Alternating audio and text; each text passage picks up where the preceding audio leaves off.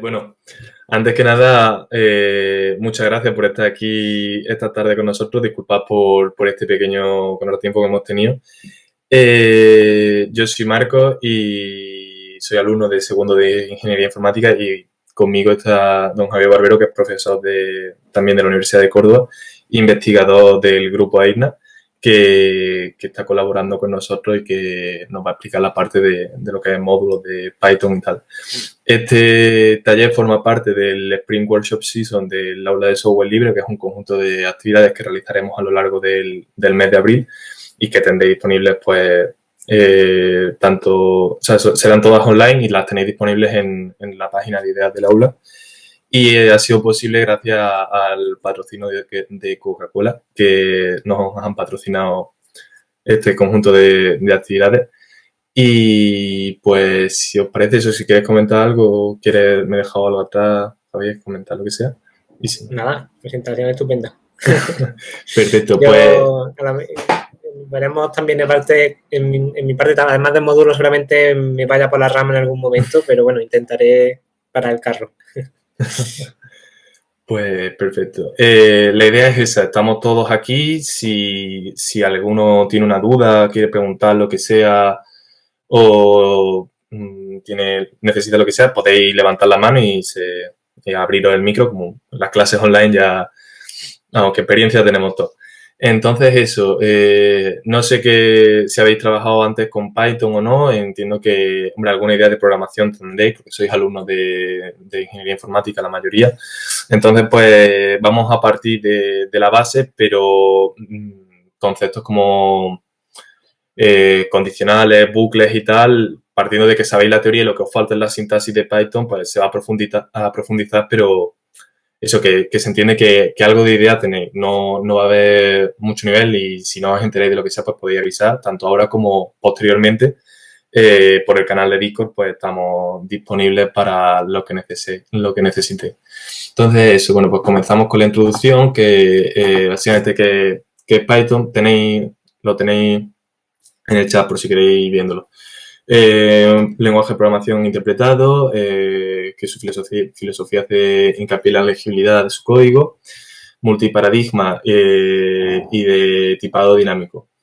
¿Para qué se utiliza? Pues la verdad es que tiene aplicaciones para todo lo que se nos ocurra. Desarrollo web, aplicaciones de escritorio, desarrollo de juegos, machine learning, análisis de datos, inteligencia artificial, que de hecho sobre esto tenemos pendiente en el tintero por hacer una segunda parte que será el 10 de mayo.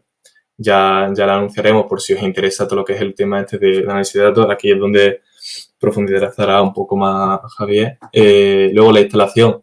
Si tenéis Ubuntu, ya lo tenéis instalado. Estos son los pasos por si alguien, por lo que sea queréis, pero vamos, que lo tenéis instalado todo. Si estáis en Linux, si tenéis Windows ya o otro sistema operativo, tenéis que acceder a su web y tal.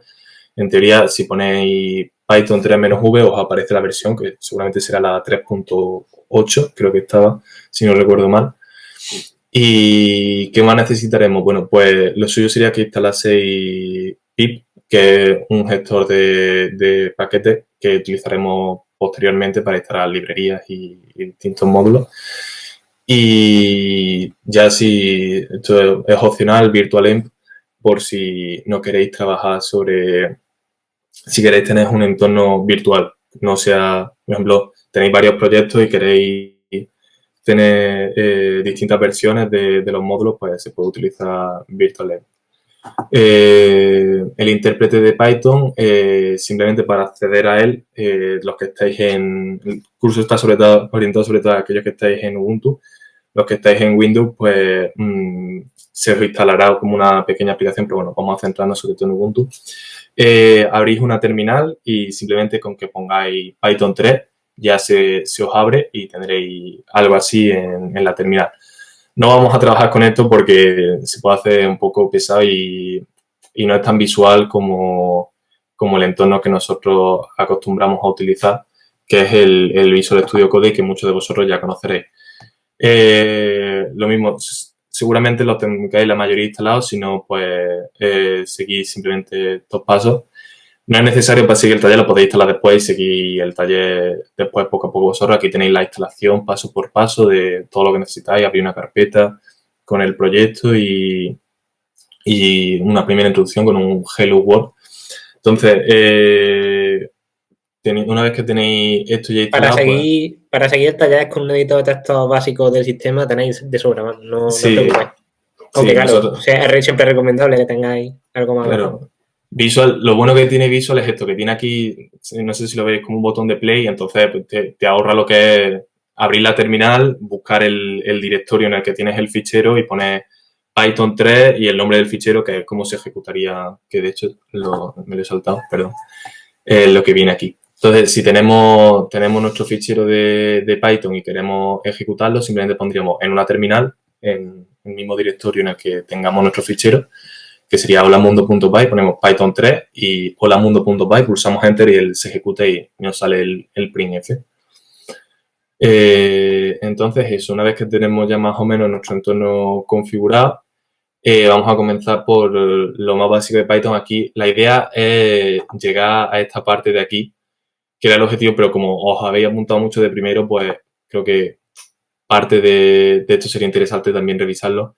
Más que nada porque os vaya sonando la sintaxis y podáis, aunque tengamos que tardar un poquillo más. Pero bueno. Los comentarios lo tenéis puesto, como la mayoría usáis C++, con la correspondiente versión en C++, porque os resulte más cómodo, ¿vale? Entonces, verlo para que son los mismos ejemplos, simplemente una implementación en Python y otra implementación en C++. Esto no tiene mucho misterio, es simplemente los comentarios de una sola línea, en vez de ser barra, son con el hashtag y los multilíneas son con las comillas. No os preocupéis, es que siento que estoy diciendo como mucha información de golpe. Básicamente lo tenéis todo aquí, ¿vale? Que si os hace falta lo que sea, y luego podéis, eso lo he dicho antes, pero contactar con nosotros para lo que necesitéis. Una vez hemos visto los comentarios, tenemos los tipos de datos, que aquí sí me voy a parar un poco más, que con los comentarios iré un poco más rápido. En C++ tenemos los siguientes tipos de datos que ya muchos de vosotros conocéis. El entero, la cadena de caracteres, el booleano, el flotante. Estos son un poquito más raros, no se usan tanto, sobre todo en primero. Pero bueno, porque sepáis simplemente que existáis. Y Python, al ser de tipado dinámico, cuando creamos esta es una de las características principales, cuando creamos las variables, no es necesario que le especifiquemos el tipo de dato a la hora de crearlo. Entonces, simplemente creamos nuestra variable con su nombre. Esto sería, por ejemplo, una variable número entero y le asignamos un entero y Python ya automáticamente pues lo detecta y le asigna este tipo. Entonces, si queréis comprobarlo, pues podéis hacerlo así. Llamáis a la función print, que es un cout, y con la función type que nos dice el tipo de dato de la variable que le pasamos como parámetro, pues estaríamos imprimiendo y el resultado sería un int. Estas son una cadena de caracteres, una string de C++, un booleano, una coma flotante, los números complejos, que esto fue una sorpresa. Yo no sabía que Python tenía esto y cuando lo descubrí, la verdad es que es muy interesante porque en C, pues, si queremos trabajar con números complejos, pues habría que usar una librería. O, ¿le has dado a grabar aquí también, Alberto? Bueno, ha sonado eso, supongo que sí.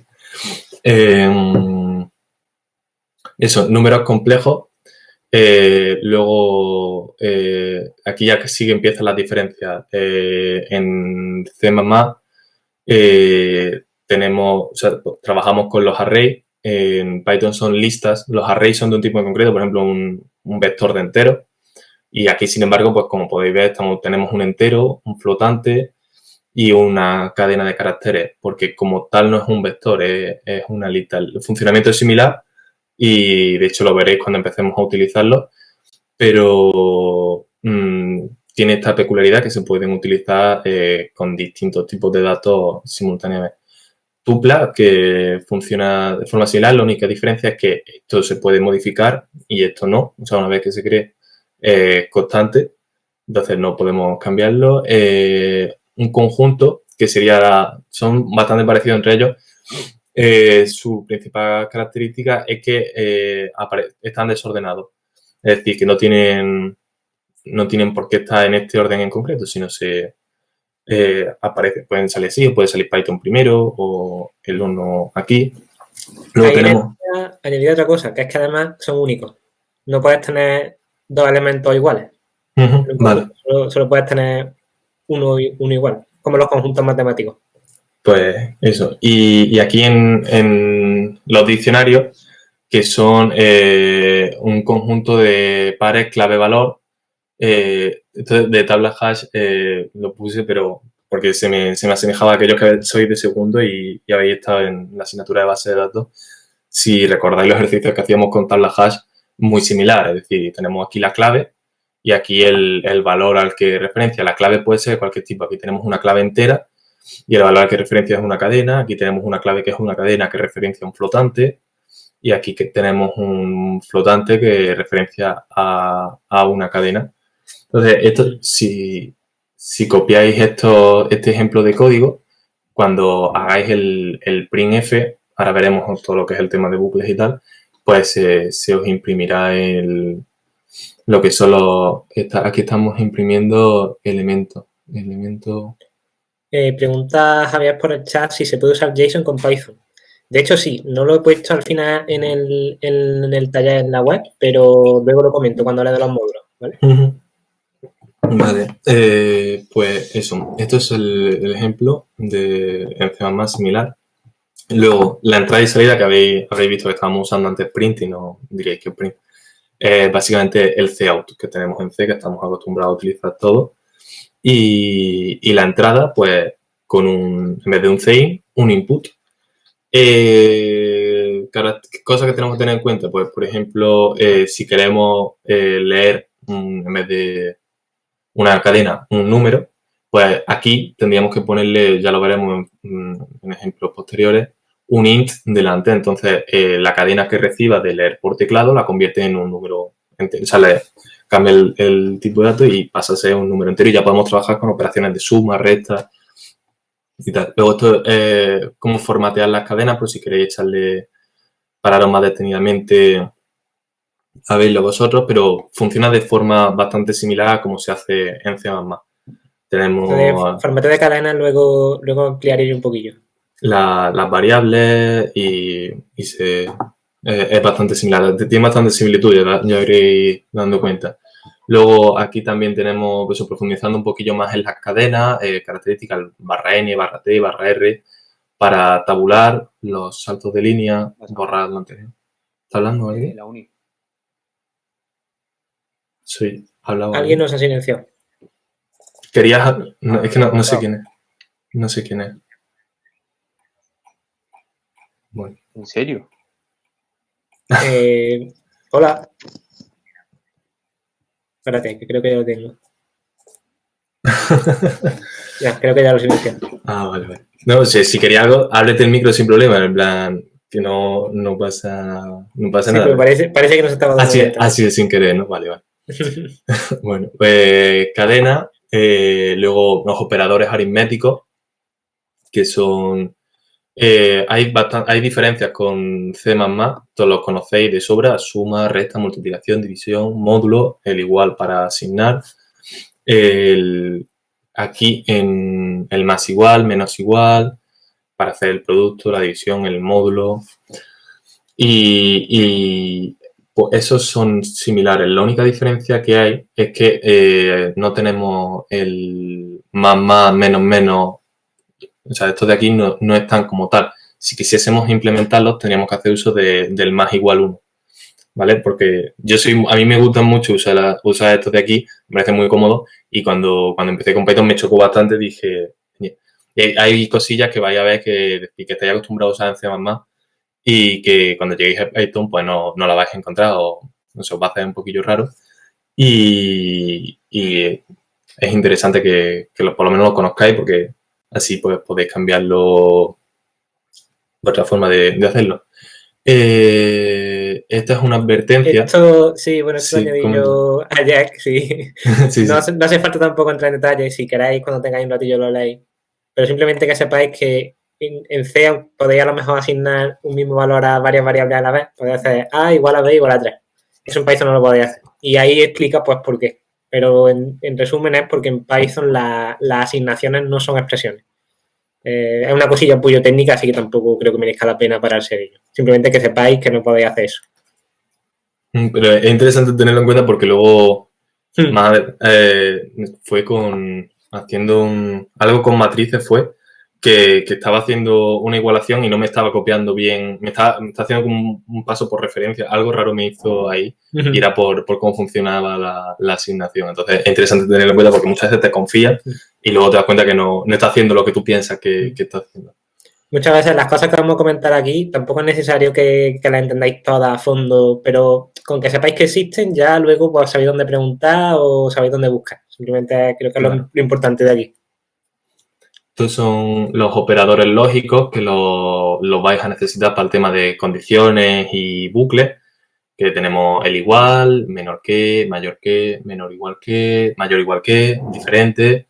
La negación lógica, en vez de ser con una diferencia, es con un... O sea, perdón. Eso. La negación lógica de C++ también la tenemos. Y el AND y el OR, que en vez de ser con dos expresiones o dos barritas, pues se escriben así. La web con la... Esta página habéis pasado por Discord. Sí. Vale, está leyendo. Sí, ya le he pasado, Sí. Vale.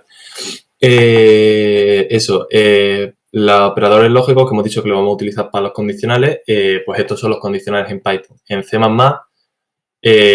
tenéis if, else, el operador ternario, que no sé si se lo usa mucho. A mí me gusta bastante porque se me hace más limpio y más estético utilizarlo. Y el famoso switch, que es un antipatrón, pero es que mis prácticas están llenas de switch porque se me hace muy, muy ordenado, que en Python no existe. Y eso fue una de las cosas que a mí me chocó bastante, porque yo estaba acostumbrado a utilizarlo prácticamente siempre y no está. Entonces hay que apañarse con if, else if, o sea, el if y else. Este sería el operador ternario que en vez de con la interrogación pues tiene el if y el else. En vez de interrogación y dos puntos, if y else. Y esto es cómo hacer un switch en Python, que está bastante feo porque si no está por algo y es porque no se recomienda su uso. Pero bueno, yo me empeñé porque estaba acostumbrado. Pero no le tengáis miedo tampoco, porque en C yo creo que más lo de antipatrón viene de que tienes muchas maneras de equivocarte, de que se te olvide un break, porque la sintaxis es un infierno. Sí. Aquí en Python, si en el ejemplo podéis ver que como le asignamos un número a cada mes, lo tenemos ahí en el diccionario, y luego la forma en la que accedemos al diccionario, normalmente accederíamos con corchetes, igual que en una lista, ¿no? Igual que en una lista decimos el elemento 0, elemento 1. En un diccionario le dice el elemento con la clave tal. Pero aquí no estamos usando eso, que estamos usando get, porque la gracia de get es que le puedes poner un valor por defecto. Entonces es una manera de cubrirte la espalda y saber que no va a ocurrir nada inesperado. Entonces, esto no está mal, esto está bien. Esto sería como el default del switch. De hecho, cuando han dicho lo de la sintaxis me río porque siempre tengo que buscar cómo se hace la sintaxis de switch. Nunca es normal. Tengo la idea, pero no. Luego, bucle bastante similar. Tenemos en C++ for while y do while. Ya conocéis, esto es lo que me refería, que no voy a explicar cómo funciona un bucle. Supongo que ya la mayoría todos sabréis utilizarlo. El do entra una vez y luego comprueba la condición, while comprueba la condición y luego entra, y el for va tirando. En Python tenemos for y el while.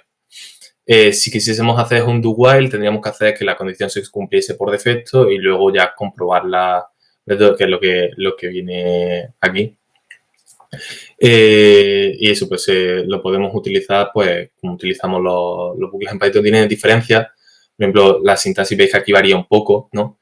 Esta es otra de las características de Python, que si os habéis fijado, sois observadores, no tenemos llaves, porque en Python funciona con indentaciones.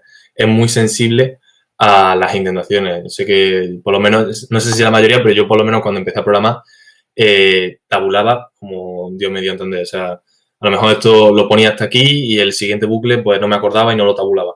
En Python eso no se puede. O sea, y en C, de hecho, tampoco se debe porque está bastante feo y luego es un follón leer ese código, pero es que Python te obliga, porque si tú no pones esta tabulación aquí, él no entiende que está dentro de este bucle. Entonces, la única forma de que Python sepa que este print está dentro de este for es que se lo tabulemos. Después de estos dos puntos de aquí, que sería como la llave de apertura, lo tabulamos y él ya lo entiende. ¿Y cómo cerramos el bucle? Pues simplemente, si os fijáis aquí, tenemos una primera tabulación para el bucle, todo esto está dentro del bucle, y una segunda tabulación para lo que está dentro del if, ¿vale?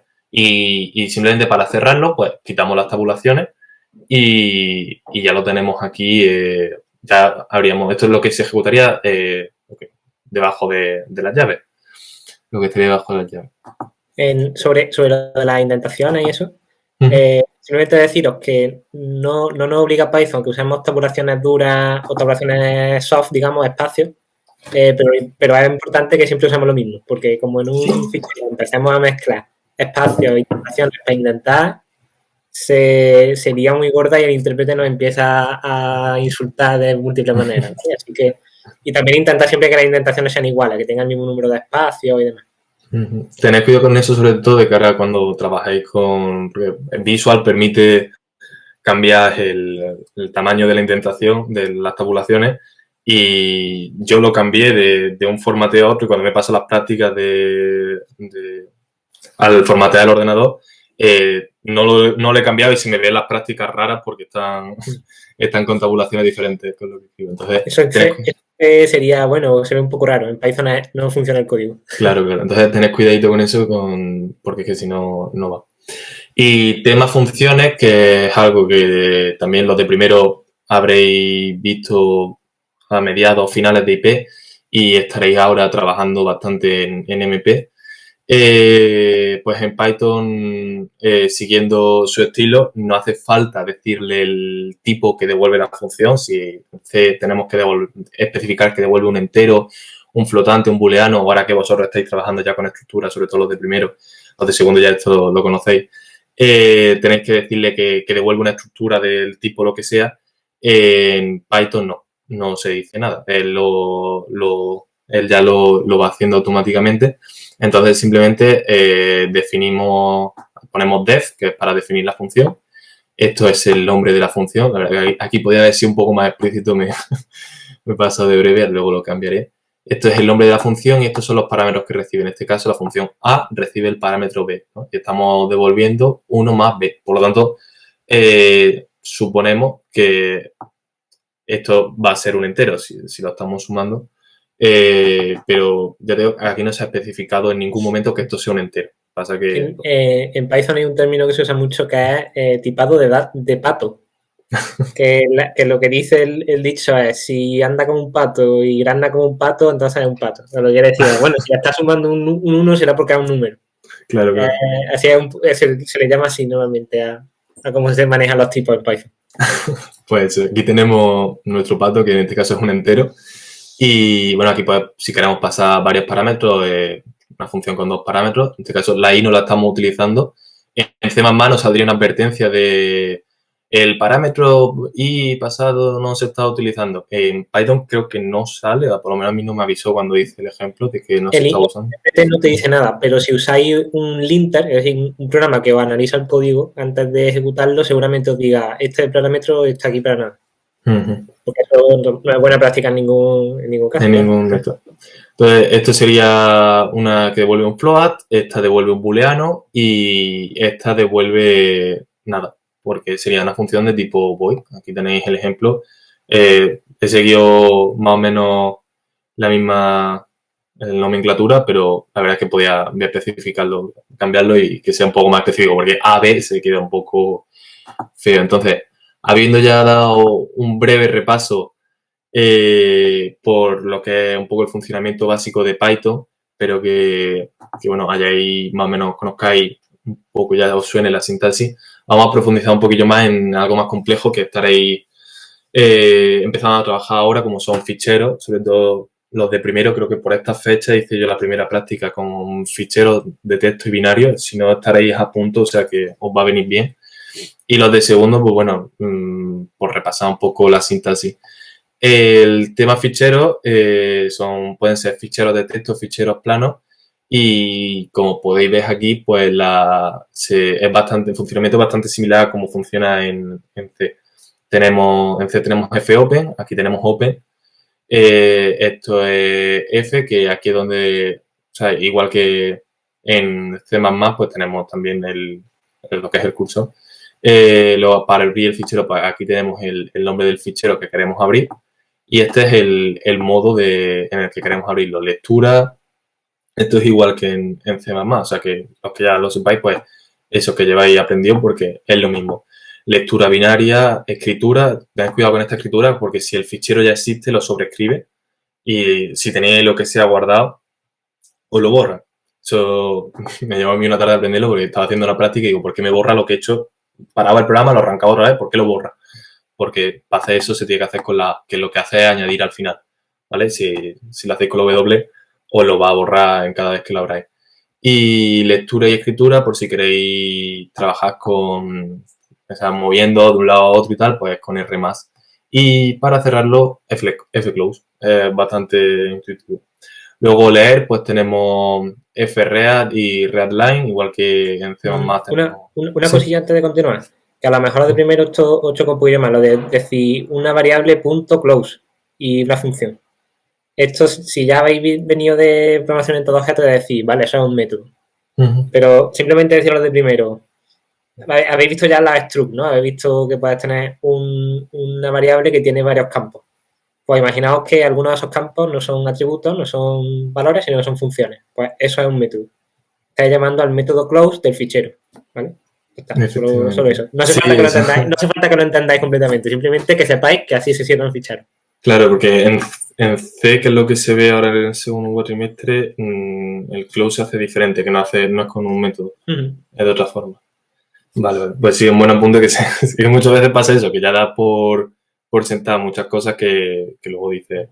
De todas formas, me suena que ahora en primero, en IP, usáis C++, me pareció, oye, IP sí, IP es con C++ y MP es con C. Qué raro, antes no dábamos C desde el principio, bueno, vale. Y entonces eso, lectura, pues tenemos read y readline. Con read podemos indicar el número de caracteres que queremos leer y si nos almacena en la variable que le indiquemos. También podemos leer todo el fichero de golpe haciendo fread. Y con getLine pues vamos leyendo línea a línea, lo cual es bastante útil de cara pues cuando tengáis que ir, por ejemplo, había una práctica que era alumnos, que tenía aquí un alumno, aquí otro alumno, aquí otro alumno, aquí otro alumno, pues lees el alumno del tirón y ya simplemente ir trabajando con la cadena de salida que obtiene. Bastante similar a C. Y C++.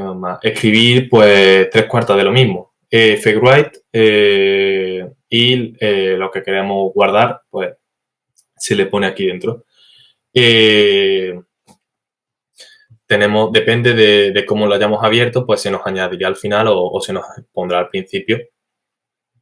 Y luego para movernos por el fichero, pues hacemos uso de ftel y fseek. Estas son pues ir al byte n del fichero, desplazamiento equivalente al anterior. Cuestión de eso, de saber lo que queremos hacer. Muchas veces casi eso es lo más difícil, saber lo que quiero hacer con el fichero que luego hacer lo que es copiar el comando como tal. Bucle para la instrucción.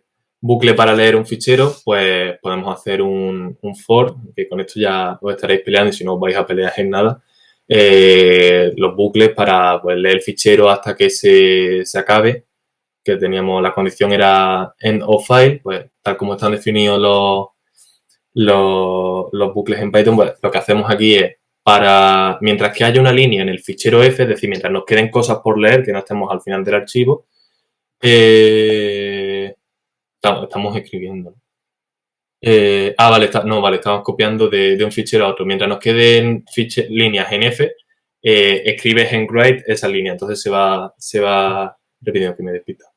Sí, en definitiva es para cada una de las líneas del fichero F, ejecuta este código. En este caso el código es escribirlo en G. Claro. Y eso, cerramos ahí y aquí similar. Luego este consejo me lo ha comentado Javier antes de entrar al este. Estamos aquí editando a última hora y claro. Sí. Esto es una cosa que se llama gestor de contexto o en Content Manager en C. Y para usarlo se utiliza esta palabra clave with. ¿Vale? No hace falta que entendáis lo que es, pero simplemente que sepáis que utilizando esa estructura, es decir, with abrir este fichero como este nombre de variable, eso lo que hace es que abre el fichero y en el momento en el que salgáis del ámbito del with, es decir, en el momento en el que volváis la indentación otra vez para atrás, el fichero se va a cerrar automáticamente. Si os fijáis, en el ejemplo ese no he puesto ningún close, pero una vez se termine el with, el fichero está cerrado. ¿Vale? Eso así es como se suele abrir y cerrar ficheros en Python. Lo vais a encontrar muchísimo porque es como se suelen abrir siempre. Pero no hace falta que lo entendáis ahora mismo. Pero sí, por si lo veis, que digáis esto, qué cosa extraña. Pues. No, pues sí, o sea, y muchas veces se olvida cerrar el fichero que más de una vez a mí sobre todo en la práctica. Exacto, exacto. Sirve para quitarte carga de trabajo de tener que acordarte de tantas cosas.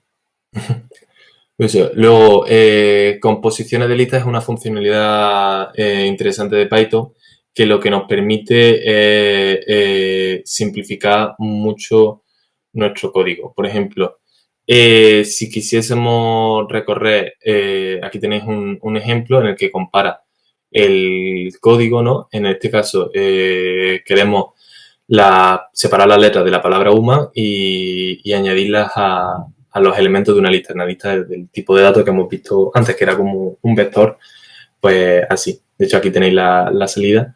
Esto sería haciendo uso de un for y esto si utilizásemos la sintaxis de las composiciones de lista, nos permitiría hacer este for o sea, estas 3 líneas de aquí, las hacemos en una, ¿vale? Entonces, tenemos todo esto resumido. Y esto es un ejemplo muy sencillito, luego podemos complicarlo un poco más y como en el caso de aquí tendríamos un for y una condición para añadir a la lista. Vale, pues esto que ya son 1, 2, 3 y 4 líneas, lo volvemos a dejar en una sola línea, ¿vale? Si os fijáis en la sintaxis, la expresión, la iteración y lo añades a la lista. Y aquí es pues lo mismo. La lista, el bucle, el rango de valores, la condición y se va añadiendo. Y se simplifica mucho. Y aquí. Esto es otra de las cosas.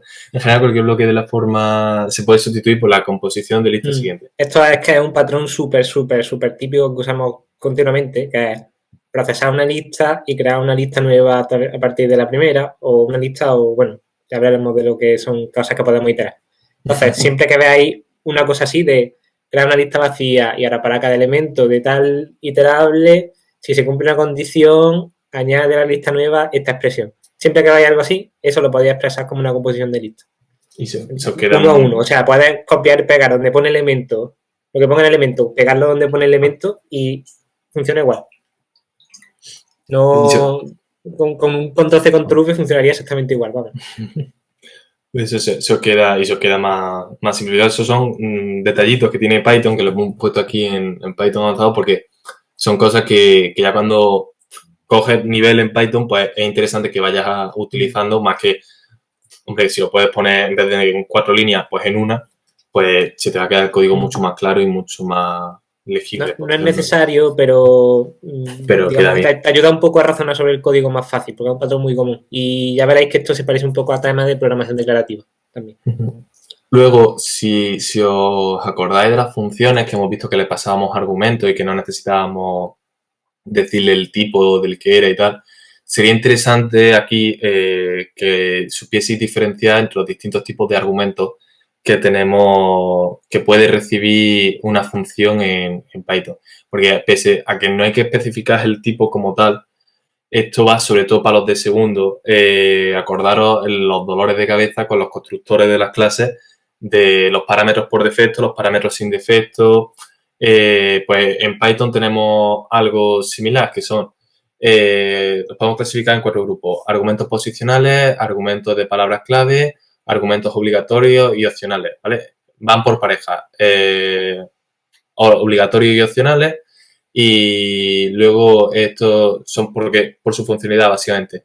Los argumentos posicionales lo que nos ofrecen es la posibilidad de llamarlos por su posición en la definición de la función. Los de palabras clave, sin embargo, se pueden llamar por su nombre, es decir, podemos utilizar el nombre de la variable para indicar qué es ese argumento.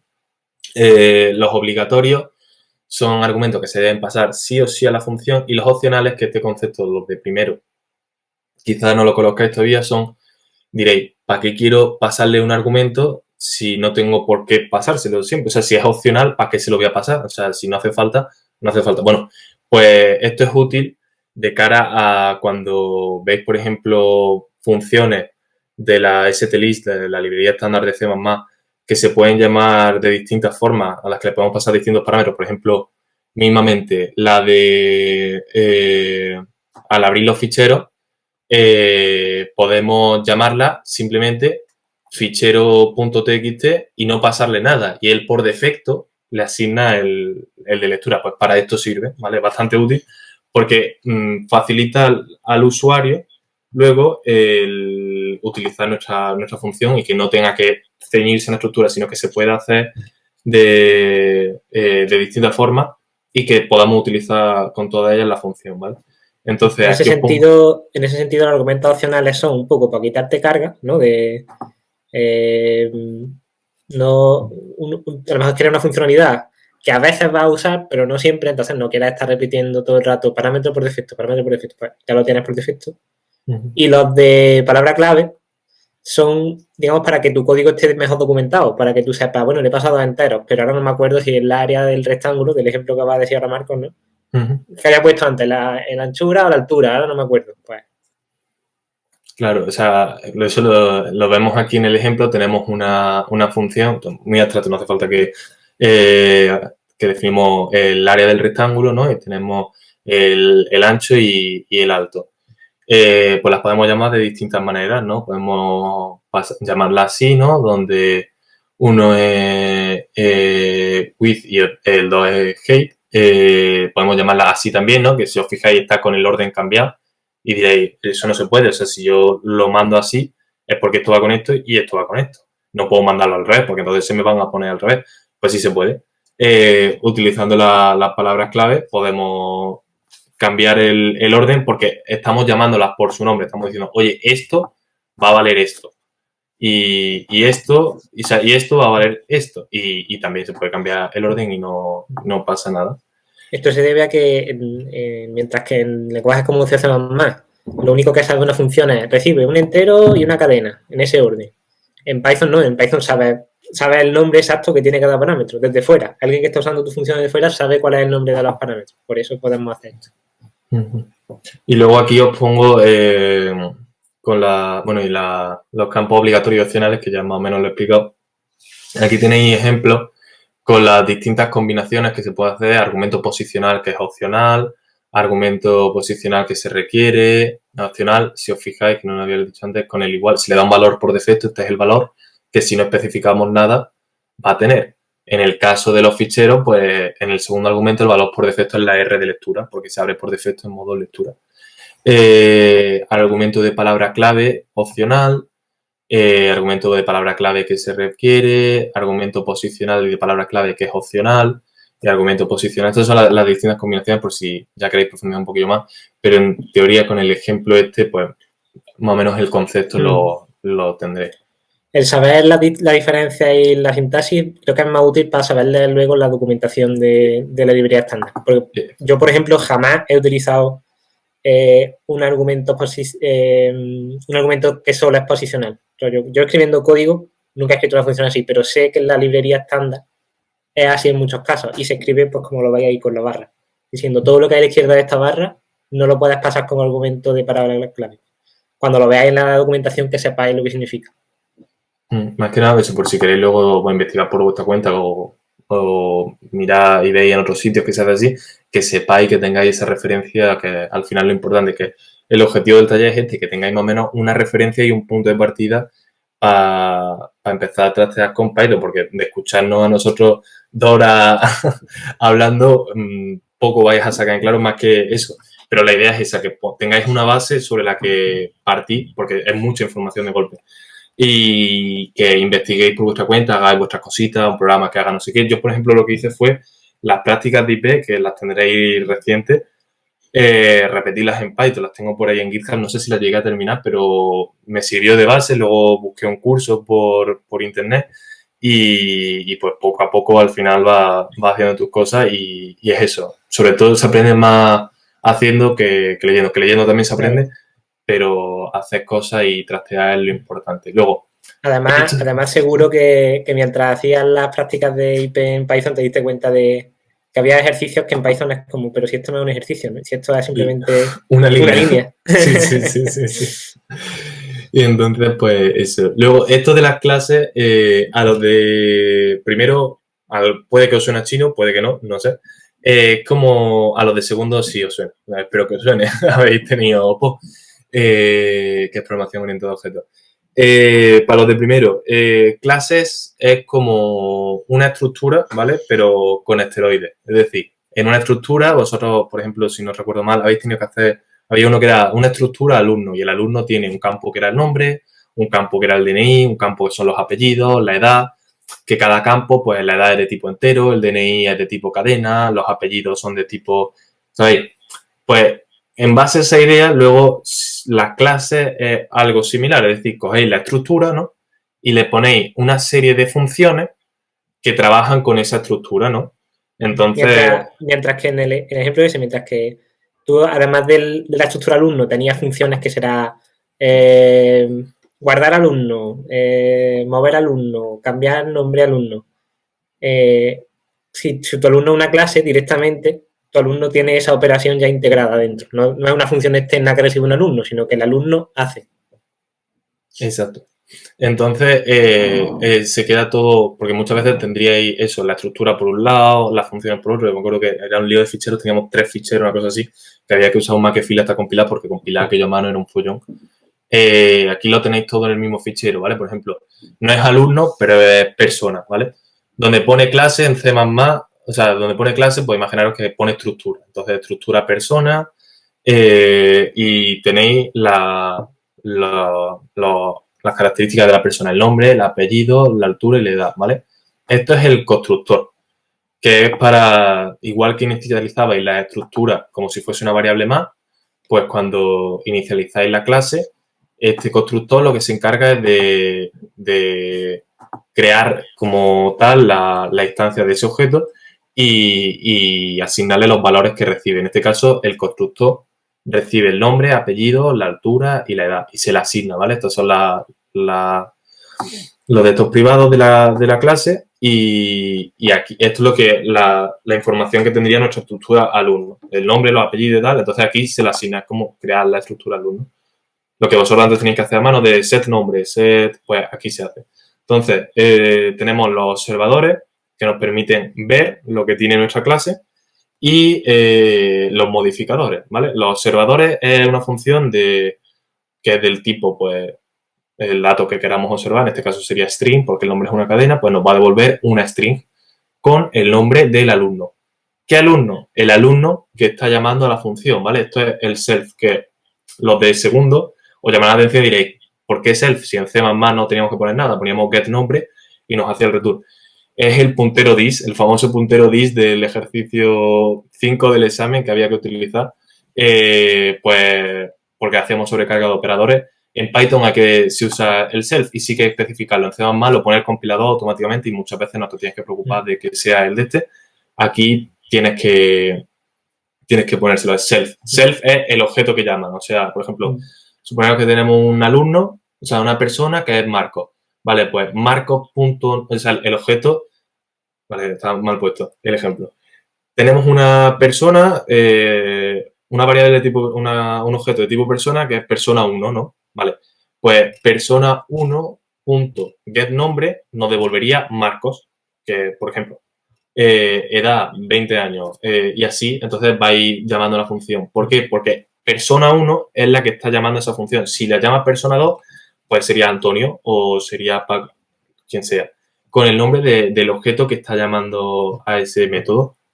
Una forma que me gusta a mí leer el self punto no sé qué, es decir, ejemplo, self punto nombre es el nombre de quién, de mí, de self, yo mismo, el nombre de mí mismo, ¿vale? Pues eso, muchas veces, de hecho, se suele escribir si además le pasa, gente que tenéis un método que es emparejar, que es una persona emparejarla con otra, y tenéis que pasar a la otra persona. Pues muchas veces el otro objeto se llama other, porque es como yo mismo y el otro. El otro, claro.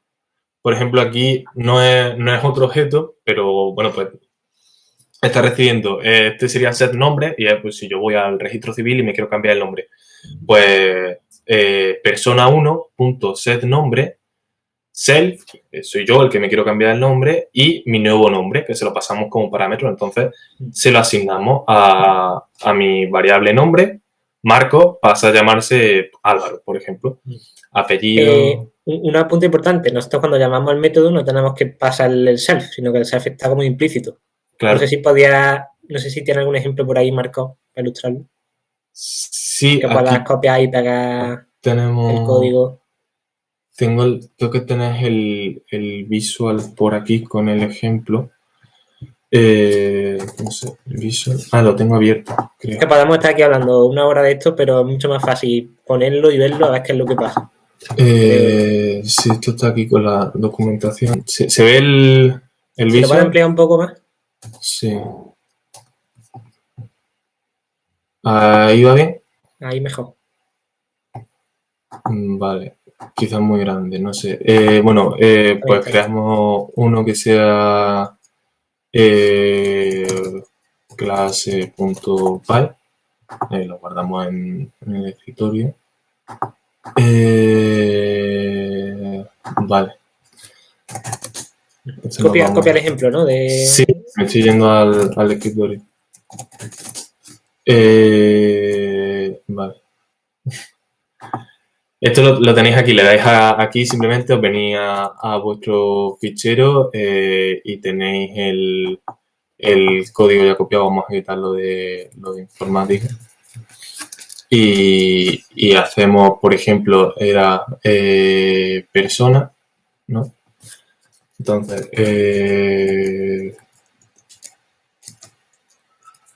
persona A, y le pasamos, por ejemplo, nombre, apellido, altura y edad. Pero Eso. Vale.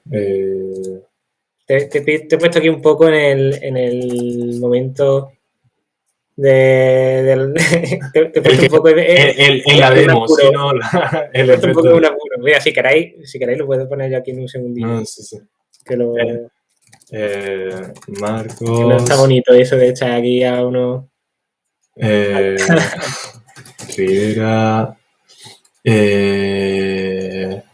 altura, es que creo que te estás confundiendo, Marcos, con C++. Porque, sí, de verdad. Espérate. En un segundillo lo averiguo aquí A ver. Uy, que ponga yo aquí el GC. Compartir pantalla.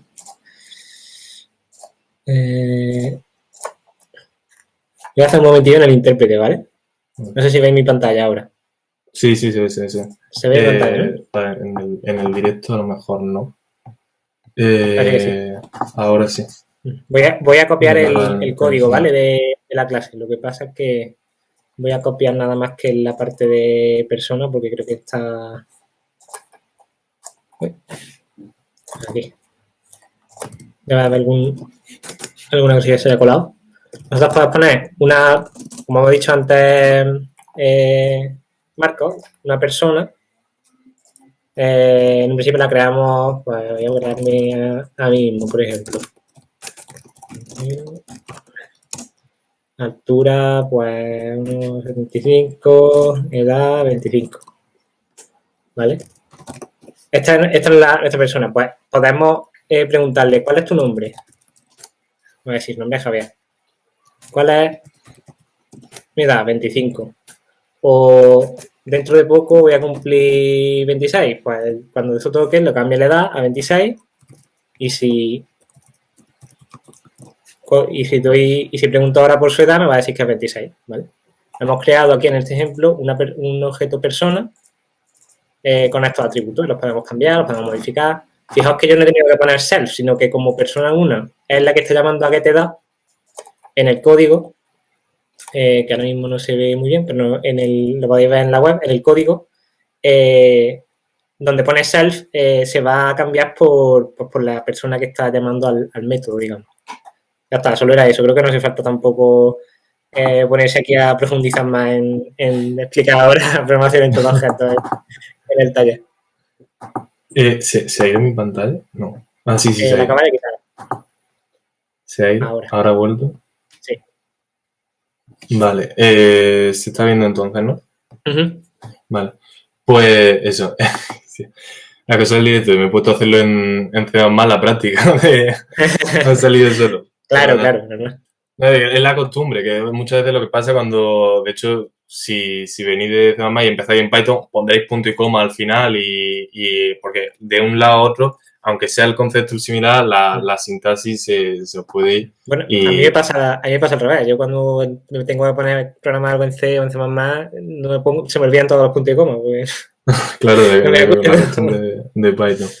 De hecho, me he puesto ya a compartir, pero ya era casi, ya habíamos llegado casi a los módulos, ¿no? Sí. Pues sí, ¿no? Pues si quieres... ¿Hay alguna cosilla que quieras decir más? No, ya, si eso luego en la parte de testing ya llevo una hora casi hablando, entonces ya le doy paso. Vale. Pues entonces voy a compartir yo mi pantalla. Vamos a ver. Vale. Ahora mismo debería ya estar viendo mi otra pantalla, ¿no? ¿Se ve? Creo que sí, ¿no? Sí. Vale. Pues lo que vamos a ver a continuación, vamos a hablar de módulos. Antes lo he mencionado un poco de pasada, Marco, cuando he dicho que bueno, en C y en C++ pues teníamos que liar la pardísima para separar nuestro código en código de las clases, pero por un lado tenemos las declaraciones, por otro lado tenemos las implementaciones, ¿no? El modelo que utiliza Python para que compartimentalicemos el código, palabra gorda, para que lo podamos, digamos, separar en ficheros, son el concepto de los módulos, ¿vale? Entonces, lo que quiero hacer a continuación es primero hablaros de qué son los módulos, cómo se cargan, cómo se crean, una cosa muy, muy sencilla, podría profundizar muchísimo más, pero esto es un poco como lo justo para que seáis peligrosos con Python, ¿vale? Como se suele decir muchas veces. Simplemente que sepáis cómo se cargan y luego voy a hablar de unos cuantos módulos, algunas cosillas de la librería estándar que veréis cómo os va a amplificar muchísimo lo que seáis capaces de hacer con Python. Entonces, en primer lugar, en Python normalmente, pues como en C o C++, podemos escribir nuestro código en un fichero. Normalmente en Python tenemos ficheros .py, ¿no? Y lo que pasa es que a diferencia de con C++, no tenemos que compilar el código y luego ejecutarlo, sino que directamente el código se interpreta al vuelo. Es decir, si nosotros llamamos Python programa.py, el código directamente se va a ejecutar, ¿no? Entonces yo puedo crear aquí, por ejemplo, un holamundo.py. Holamundo. Y si yo me voy aquí a la... a ver qué parte, que ahora con la pantalla por aquí no lo veo. Si ahora yo ejecuto este programa, que bueno, esto lo ha hecho automáticamente Visual, pero nosotros podemos hacer... no sé si tengo puesta la cámara o si puedo poner la cámara y... Creo que había quitado la cámara. Se había quitado la cámara, ya se había quitado la cámara. Vale. Que me veáis el careto. Si yo escribo Python y le paso el programa que he escrito, pues directamente lo interpreta y lo ejecuta. Vale, esto ya lo sabemos. También otra forma de trabajar con Python es, si no le pasamos ningún fichero, tenemos el intérprete, como ha dicho Marcos, ¿no? Podemos decir, pues, Aquí directamente lo que pongamos se va a ir ejecutando conforme lo escribamos. Tenemos, de esta manera solo podemos usar un fichero, pero ¿cómo podemos usar más ficheros?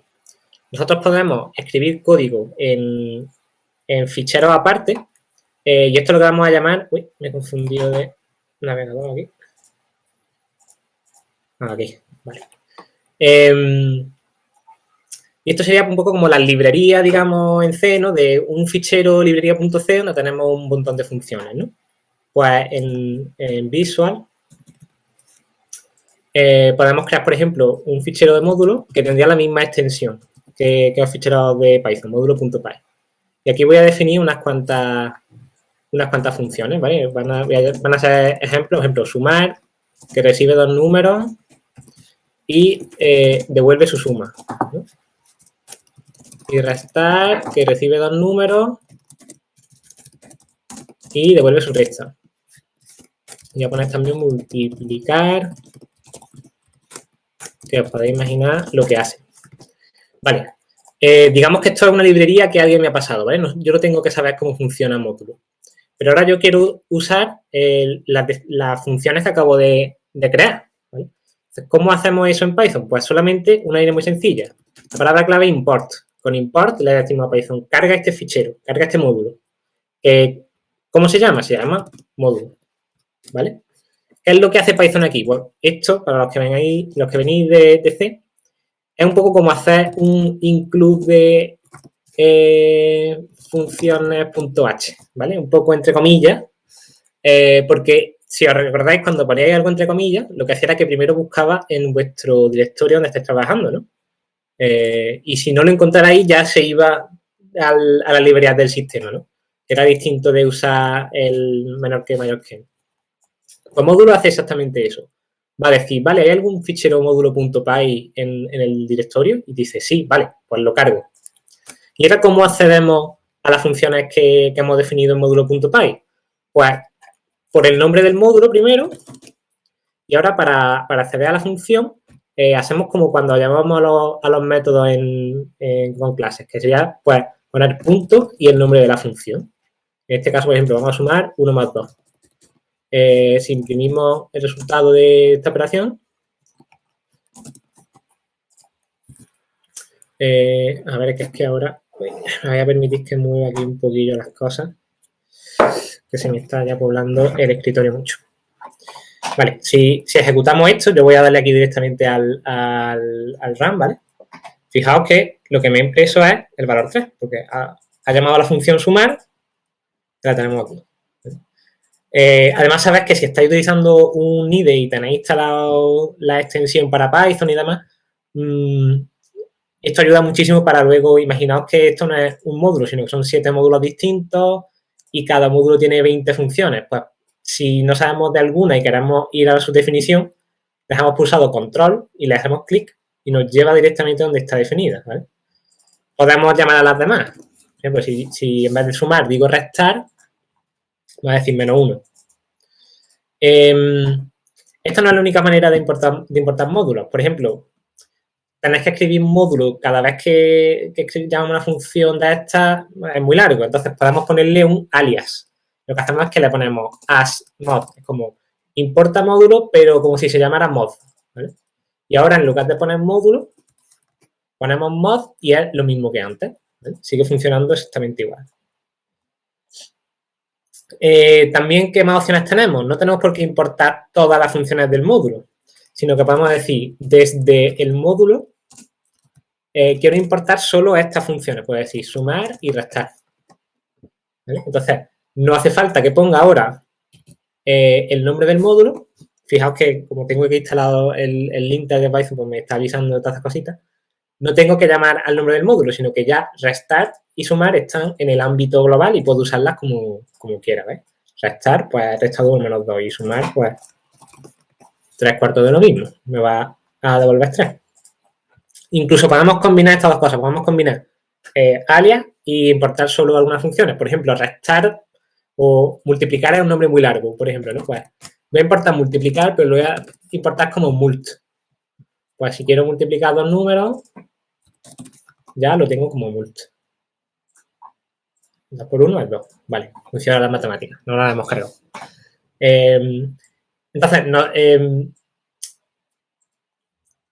os quería hablar de cómo hacer esto, más que para que empecéis ya a hacer módulos, que a lo mejor tenéis que coger un poquillo más de práctica para que entendáis lo que va a ocurrir a continuación cuando yo use librerías de la librería estándar.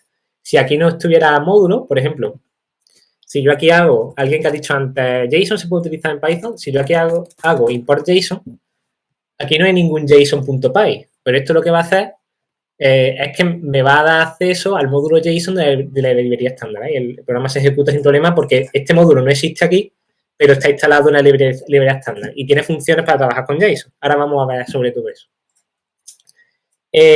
Solo una cosilla, si os la encontráis, a veces os encontráis que pone from módulo import estrella.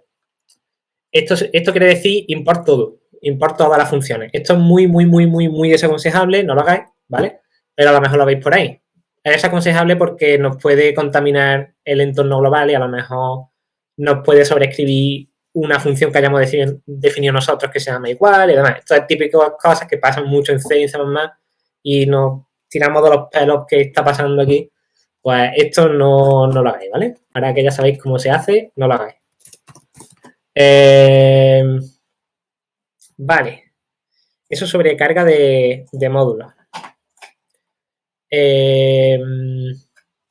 A continuación, eso, voy a hacer un repasillo así sobre módulos de la librería estándar que seguramente os vengan muy útiles para trabajar.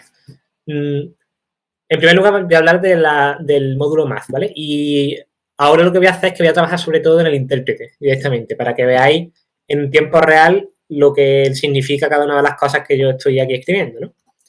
Entonces, si... Lo que voy a hacer es que aquí mismo en el Visual Studio voy a llamar al intérprete IPython. Es lo mismo que si usara Python, a seca, sin la I al principio. Lo que pasa es que va a resaltar la sintaxis y va a tener unas cosillas que os van a facilitar a vosotros ver lo que estoy haciendo, ¿vale? No hace falta que sepáis lo que es. Si os fijáis, si yo importo el módulo math, fijaos que me lo está poniendo ya con colorines, pues como si estuviera escribiendo en el fichero. Eso es lo único que quiero usar de IPython ahora mismo. Pues bien, voy a importar el módulo math, ¿vale? Este módulo es de la librería estándar, no hace falta instalar nada adicional. Si tenéis Python, tenéis el módulo math. ¿Y aquí qué está incluido? Pues igual que... la barra de gis sí tapa lo de abajo. Pues entonces lo que voy a hacer es que voy a ponerlo aquí en la terminal, ¿vale? Esto sí se ve, ¿no? Si lo pongo aquí. Sí, así se ve bien. ¿Se ve bien? ¿Lo amplío o algo? Sí, lo pone un poquillo más grande, pero yo lo veo bien. O sea... Voy a ponerlo un poquillo más grande. Sí. Ahí. Perfecto. Vale. Pues lo voy a hacer aquí, ¿vale? Voy a importar más. Igual que en C teníais, creo que era más.h o cmath en C++, pues aquí un poco de lo mismo. Aquí están definidas pues constantes matemáticas, están definidas funciones matemáticas. Por ejemplo, en la superestrella de matemáticas tenemos pi, ¿no? Pues podemos decir math.pi, aquí está el número pi o el número e, ¿vale? También funciones súper típicas como la raíz cuadrada. La raíz cuadrada de 2 es 1, 4, 1, 4, 2, ¿no? Tenemos logaritmos. El logaritmo, ¿qué base? Bueno, si ponemos logaritmo de 2 nos va a salir, es la base e. Entonces, si hacemos logaritmo de el número e, nos va a salir 1, ¿no? Tiene sentido. El logaritmo de en base e es 1. Tenemos seno y coseno, ¿no? Pues el seno de pi medio, pues 1, porque sea 90 grados. Como estos tenemos muchísimas más, que si variantes de esta hiperbólica. Hay algunas que son bastante chulas, por ejemplo, factorial, que es la estrella de los ejercicios de IPMP, ¿no? Que es lo típico que hacéis de ¿cómo calcular el factorial? Lo tenemos ya aquí. ¿Cuál es el factorial de 25? Pues nos lo devuelve ya, está implementado. También tenemos que si máximo común divisor de dos números. En este caso son coprimos, así que el máximo común divisor es 1. Esto pues son un montón de cositas que nos ahorran mucho tiempo y que junto con los tipos, por ejemplo, como los números complejos, como he enseñado antes Marcos, que en Python, ojo, porque usamos la letra J, no la letra I para hablar de números complejos, es lo mismo, da igual. pues podemos aquí, por ejemplo, operar con números complejos súper fácil, que para los que tengáis que trabajar para alguna asignatura de circuito, por ejemplo, que trabaja con números complejos a veces, o pues tenéis una calculadora súper potente aquí en el intérprete de Python o con un programa de Python. También hay otro módulo que, si no me equivoco, creo que es Fractions. A ver, déjame que lo mire un segundillo. Fractions, sí. Decimos, desde el módulo Fractions vamos a importar los objetos de tipo Fractions. Pues, perdón. Fractions. ¿Verdad? Ahí. Pues esto nos sirve para definir fracciones. Los 12 27 avos más 23 67 avos. Pues, así. Pues nos hace sumas, multiplicaciones, las operaciones que queramos con fracciones. Otra cosa, esto ya sí que está súper guay con Python, es en C seguramente hayáis visto ya que los números enteros tienen un límite. No puedes escribir números enteros todo lo grande que quieras, sino que hay un límite. Si te pasas, de pronto los positivos se convierten en negativos y arde el ordenador. En Python no, en Python por defecto tenemos números enteros normales y corrientes, pero en el momento en el que necesitamos que sean más grandes, automáticamente, sin que nosotros tengamos que hacer nada, lo va a soportar. De hecho, podemos poner aquí un número gigantesco y multiplicarlo por otro número gigantesco y a Python le da igual. Te dice, vale, aquí lo tienes y funciona, ¿vale? No tenemos que hacer nada. Esto es súper útil también. Para si tenemos que hacer alguna tarea de matemática discreta, álgebra lineal, pues os podéis imaginar que es bastante útil. Aunque sí deciros que Python es un lenguaje interpretado y no es tan eficiente como C++. La velocidad no va a ser la misma, pero lo compensa mucho pues con la facilidad que nos da para escribir el código. Sobre el tema de operaciones más eficientes hablaremos, creo yo, en el siguiente taller, que será... Lo primero que hablaremos será de eso. Vale, eso sobre números. Si tenéis preguntillas y eso, yo estoy aquí atento al chat, así que no dudéis en decirlo. Vamos a hablar de cadenas. Ya ha hablado Marco antes bastante de cadenas. Yo voy a hablar de algunas de las funcionalidades que ya tienen integradas las cadenas, ¿vale? Por ejemplo, en Python, esto a lo mejor os parece un poco raro. Voy a hacerlo aquí de otra manera. Si yo aquí pongo una cadena que tiene mayúsculas y minúsculas, llamo a su método capitalizar, nos capitaliza la cadena como si fuera una frase, ¿no? La primera en mayúscula y el resto todas en minúsculas, ¿no? Una cosa súper útil. Esta es una de tantísimas funciones que están en la documentación, que de hecho, aprovecho. Si os vais a docs.python.org tenéis toda la documentación de Python. Yo en mi caso estoy trabajando con la versión 3.9 ahora mismo, pero si estuviera trabajando con la 3.8, aquí tengo también la documentación de la 3.8, ¿vale? De una versión a otra suelen añadir cosas, no suelen quitar. Pero hay cosas que si tienes una versión demasiado antigua, pues a lo mejor no la puedes hacer.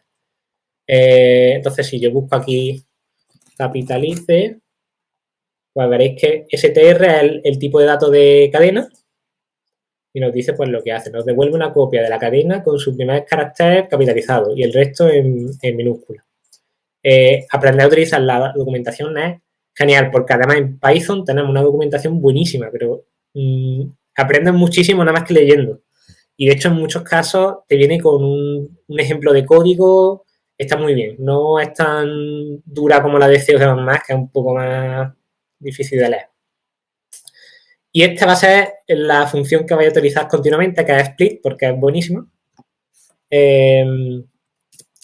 Si yo tengo una cadena en donde tengo elementos separados por comas, por ejemplo, una cosa típica que quiero es separar cada uno de estos elementos en una lista, para tener una lista que el primer elemento sea la cadena 1, el segundo sea la cadena 2, el tercero sea la cadena 3, incluso voy a poner la cadena, ¿vale?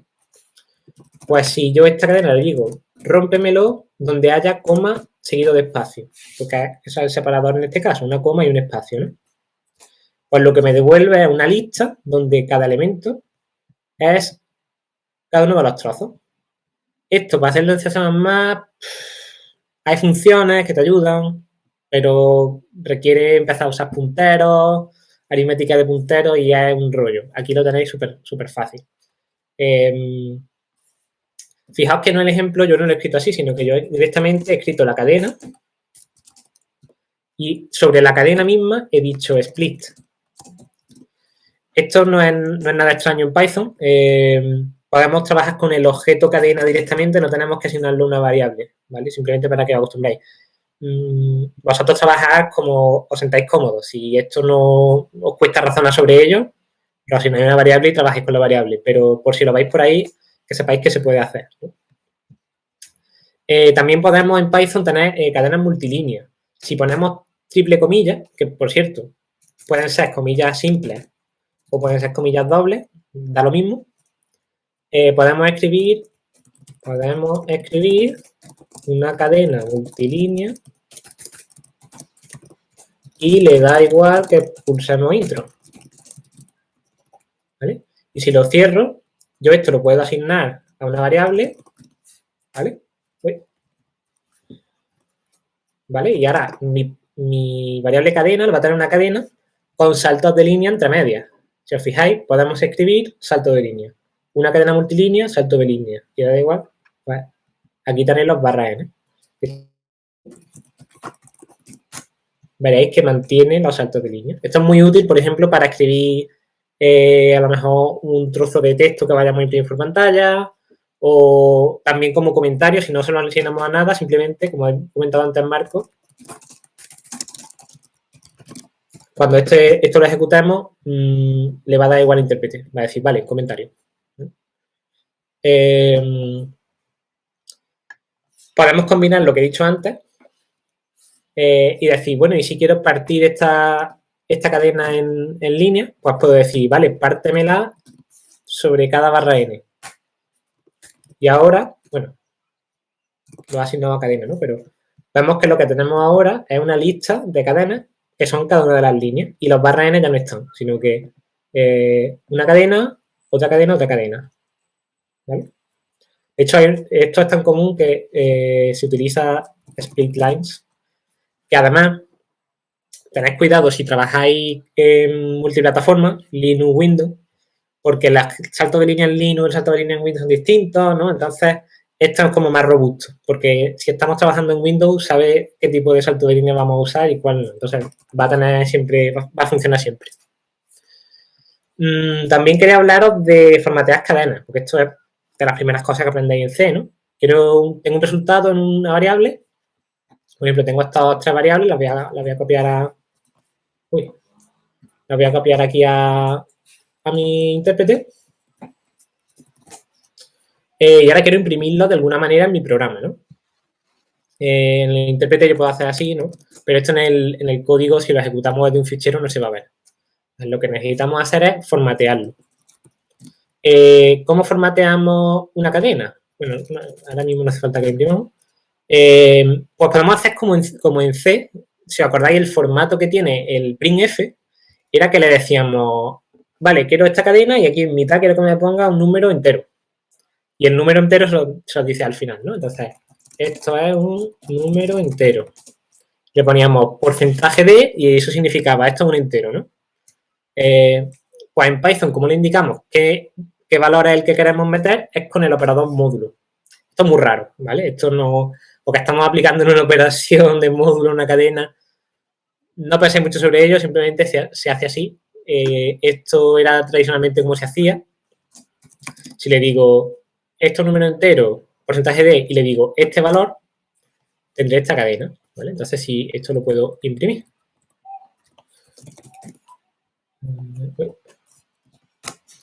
Lo imprimo por pantalla. Esta no es la única manera de hacerlo, porque es un poco tedioso. Bueno, simplemente para deciros, podemos poner más de un valor. Por ejemplo, si quiero poner un flotante, ya esto lo tengo que poner entre paréntesis. Porque ahora lo que estoy pasando es una tupla, ¿vale? Simplemente que tengo que pasárselo juntos. Y me imprime los dos. De hecho, igual que en C, podemos decirle, vale, pero el número decimal que tenga 2 decimales. Y también funciona. Tiene la misma sintaxis.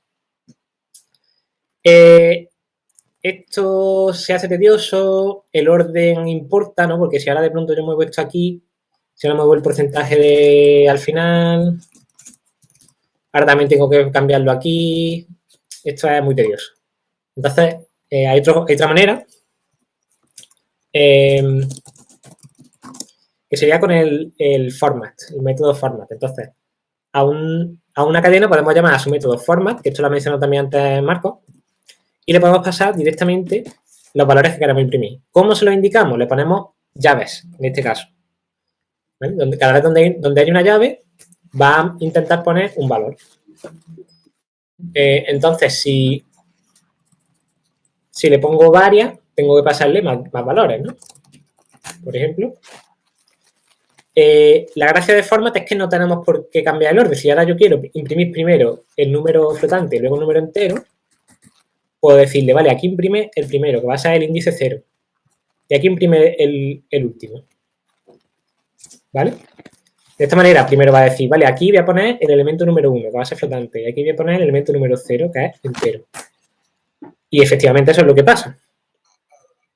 Igual que antes, podemos decirle, vale, pero el flotante quiero que sea con 2 decimales. Se lo indicamos así, con los 2 puntos. ¿Vale? Es la sintaxis. Esto lo podéis buscar. De hecho,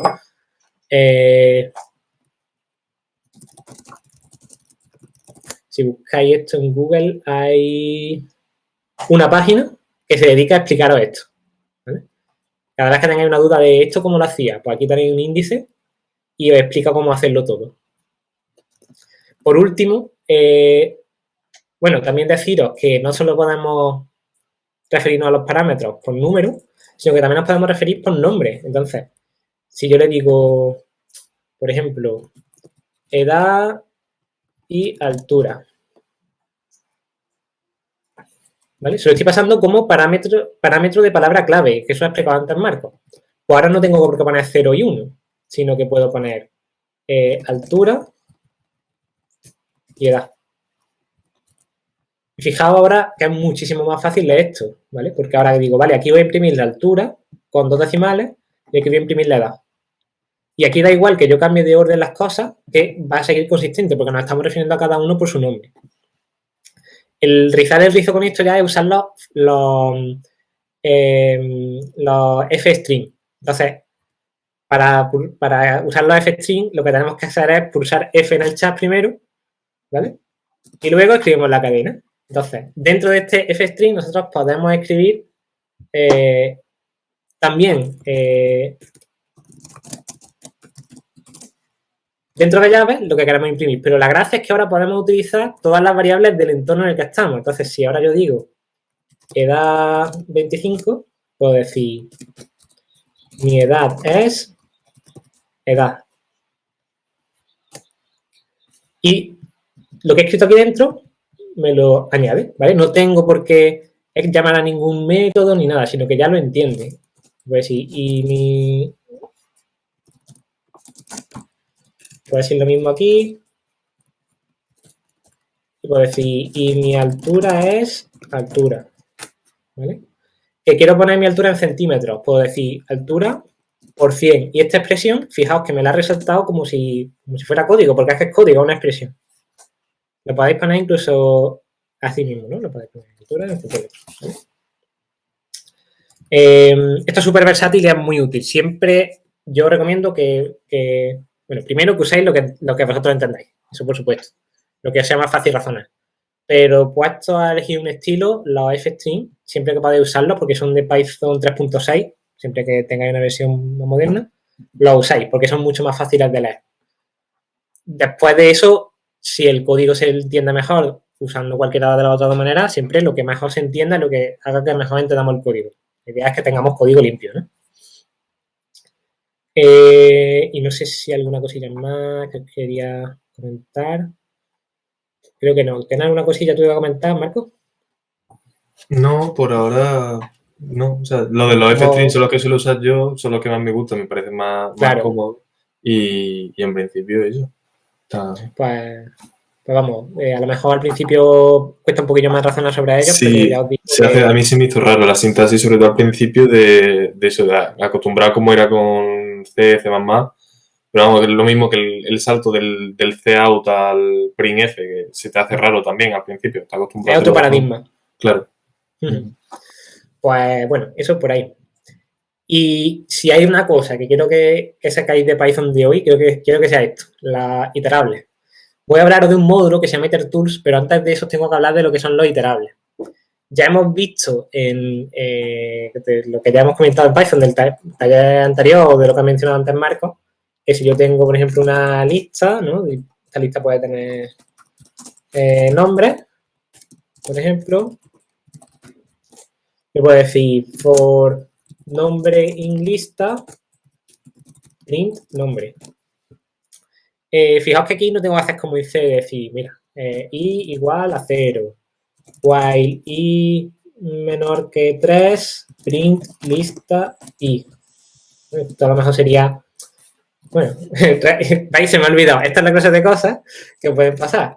Tienes que incrementar. En C claro, en C para extraer esto tenemos el bucle for que nos ayuda un poco porque nos permite poner inicialización, condición e incremento, ¿no?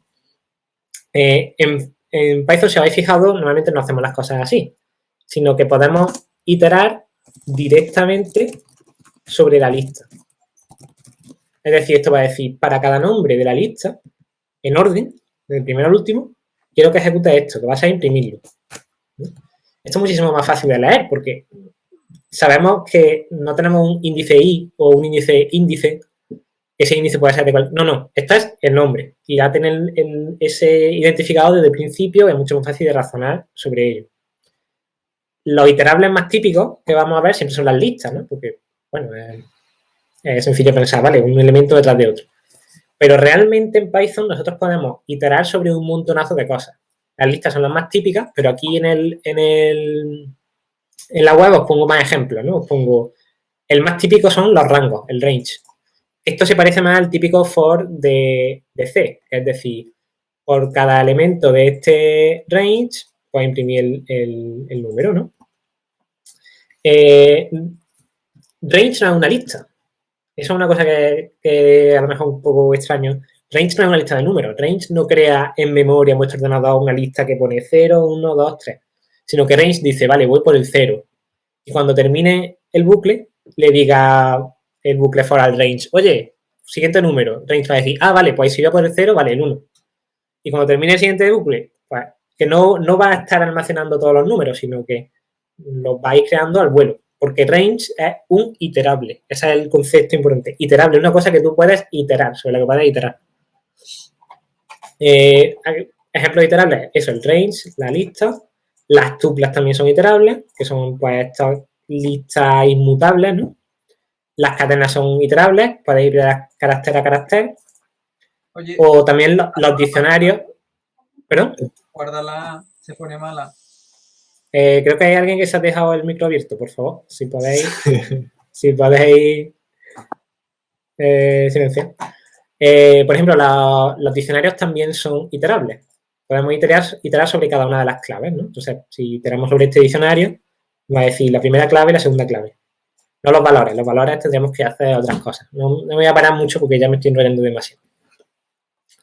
Deciros que cualquier iterable lo podemos convertir en una lista. Esto sería como hacer casting, ¿no? El convertir a flotante en C, de un entero a un flotante. Porque estaremos convirtiendo un rango en una lista.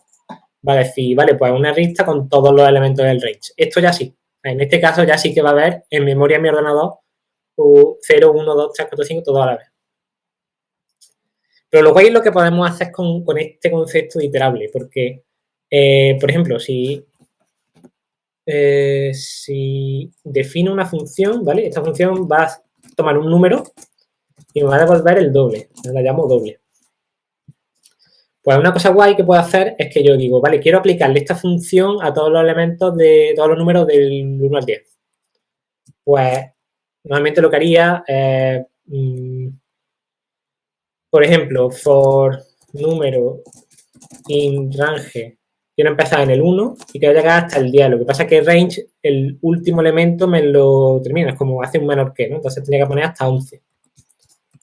Print doble de número. ¿Vale? Y me devuelve el doble de 1, el doble de 2, el doble de 3, ¿vale? no tenemos por qué hacerlo así, sino que nosotros podemos decirle, vale, a cada elemento del rango aplícale esta función, pero no lo almacenes ni lo aplique de esta manera, sino podemos decir map doble al rango. Esto, rango es un iterable y map nos va a devolver otro iterable distinto, solo que a cada elemento le va a aplicar la función doble. Si ahora imprimo el número directamente, fijaos que ya está multiplicado por 2. ¿Vale? Esto es una cosa muy potente porque en ningún momento hemos tenido que crear una lista y guardar los elementos para luego doblarlos. No, directamente le hemos aplicado la función a cada elemento. Es una abstracción muy buena. De la misma manera, por ejemplo, voy a crear una función que me dice si un número es par. Y para que el número sea par, no os acordáis, el módulo, el resto del dividido entre 2 tiene que ser 0. Pues, ¿qué pasa si quiero imprimir igual que he hecho antes, pero solo quiero imprimir el doble si el número es par?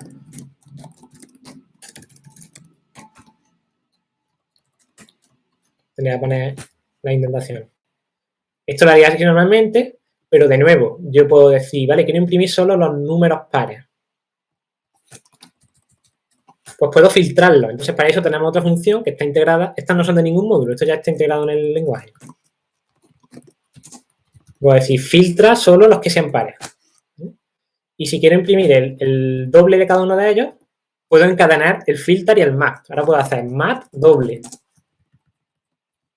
Y ahora esto me va a decir, cada elemento del 1 al 10, filtra solo los que sean pares y multiplícalos por 2. ¿Vale? Eso en una sola línea. Esto nos permite hacer locuras. No solo podemos también operar sobre cada uno de los elementos, sino que a lo mejor queremos añadirlos todos, por ejemplo, sumarlos todos. Pues para eso tenemos sum. ¿Vale? Entonces podemos decir, sumar los números de 1 al 10. Sum nos devuelve la suma. ¿O cuál es el número mínimo? Pues tenemos min. ¿O cuál es el número máximo? Max. ¿Vale? Esto, si lo combinamos con las composiciones de listas, nos da una potencia tremenda. Nos da una velocidad a la hora de programar porque nos quita mucho trabajo de encima. Otra función muy chula, pues mira, tengo esta lista de nombres de seudónimos, ¿no? Pues yo quiero a lo mejor asociar cada nombre con su seudónimo, es decir, el primero con el primero, el segundo con el segundo, el tercero con el tercero. Pues puedo decir for pareja in zip. ¿Zip a qué se refiere? A cremallera. ¿Vale? No, zip es como si estuviéramos uniendo uno a uno cada uno de los elementos de la lista, entonces los estamos cerrando como una cremallera.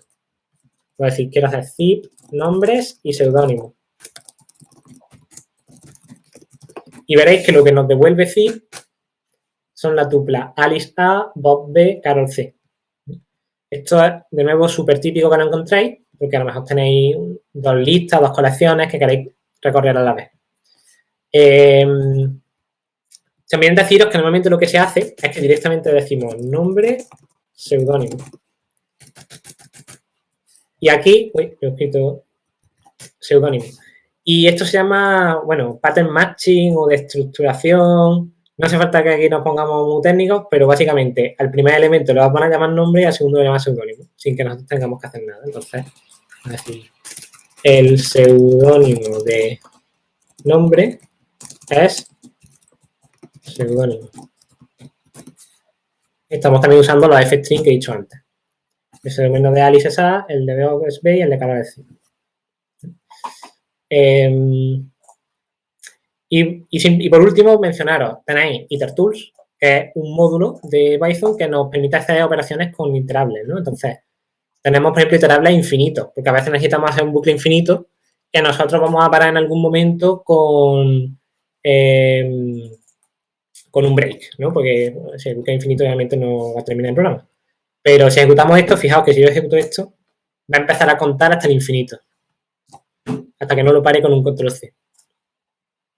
O también podemos decir que vaya rotando sobre una cadena infinitamente, con cycle. Alice, Bob, Carol, Alice, Bob, Carol, ¿vale? Todo esto lo podemos utilizar para formar programas de muchas maneras. Incluso temas de combinatoria, por ejemplo, el producto de dos colecciones. El producto va a ser todas las combinaciones de 0 y 1, que va a ser, no, range 2 no va a volver primero 0 luego 1, ¿no? Pues va a decir 0 con Alice, 0 con Bob, 0 con Carol, y luego 1 con Alice, 1 con Bob, 1 con Carol. Ese es el producto.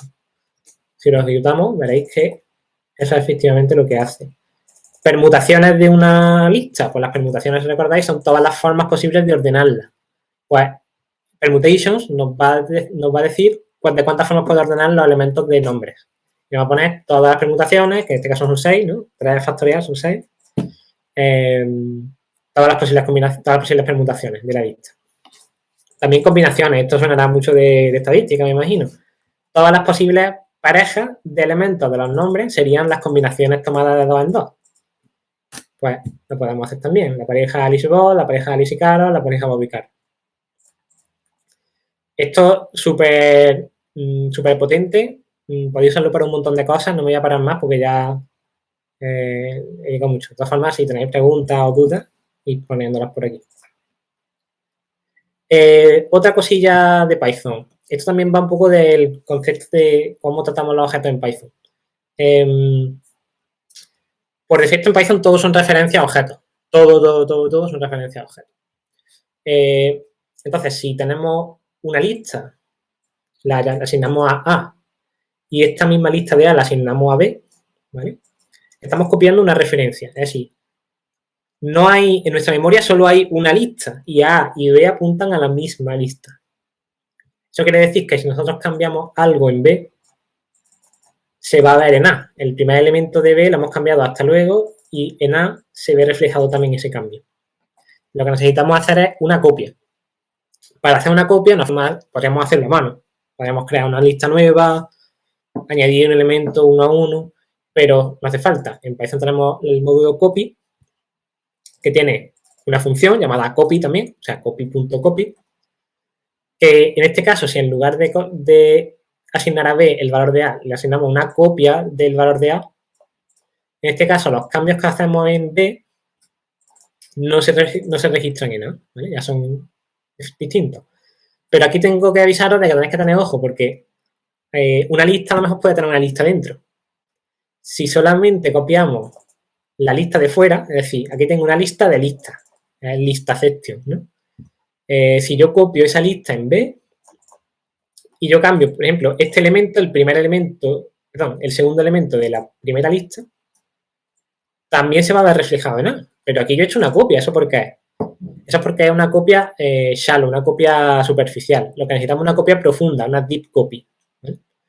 Esto lo que va a hacer lo va a hacer de forma recursiva. Es decir, no solo va a copiar la lista, sino que todos los elementos también va a intentar copiarlos recursivamente. De hecho, os animo a que, si queréis practicar un poco de Python y de recursividad, intentéis implementar deep copy usando solo copy. Y veréis pues, cómo se ocurriría hacerlo. Si usamos esto, ya sí funciona lo que vamos a hacer, ¿no? Podemos hacer el cambio en B o desde B y vemos que en A no se ve reflejado ese cambio. No me voy a parar mucho más, simplemente era para recalcar que si hacemos algo de este estilo, estamos copiando una referencia, no estamos copiando la lista, no estamos haciendo una copia de la lista. Lo cual, cuando se trata de listas, como las listas son mutables, es decir, puedes asignarle valor, puedes cambiarlas después de crearlas, pues es peligroso. Una de las cosas que más me gustan a mí de la librería estándar de Python es el módulo de random, el módulo de generar números aleatorios. Se llama random simplemente. Igual que en C podemos asignarle una semilla aleatoria. Esto a lo mejor, no sé si en primero lo habréis visto ya. Sí, en primero se ve. Lo que pasa es que se ve más que como un acto de fe de, mira, pon esto de aquí que te genera el aleatorio y tú te crees que eso es aleatorio. Pero... Pues yo voy a decir un poco lo mismo. En Python es que no hace falta que lo hagáis. Python hacéis import random y Python de alguna manera se las va a apañar y de verdad que va a ser, cada vez que lo ejecutáis va a ser distinto, ¿vale? Pero que sepáis que podéis también vosotros decirle seed, lo que sea. Y si lo hacéis así, pues todas las veces que lo ejecutáis va a ser exactamente igual.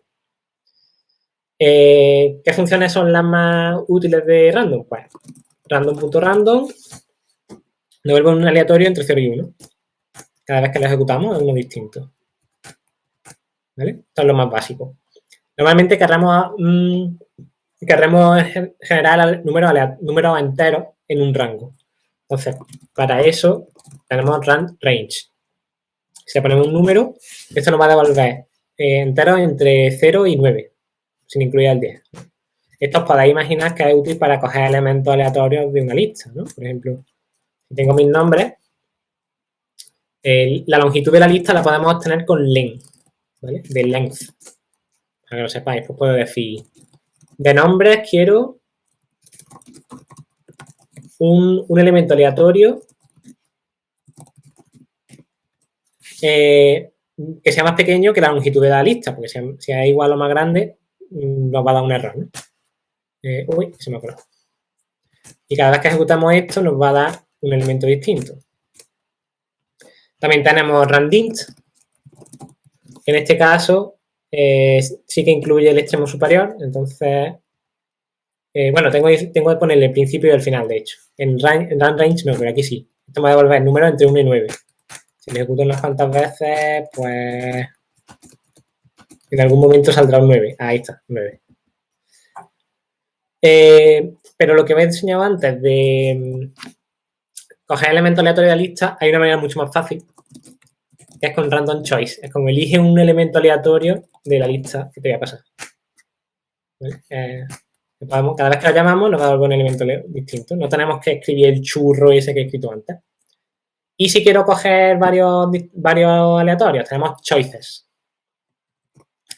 Entonces, si le ponemos elígeme dos aleatorios, nos va a coger dos elementos aleatorios de la función distintos cada vez. Ojo, se repiten a veces, se pueden repetir.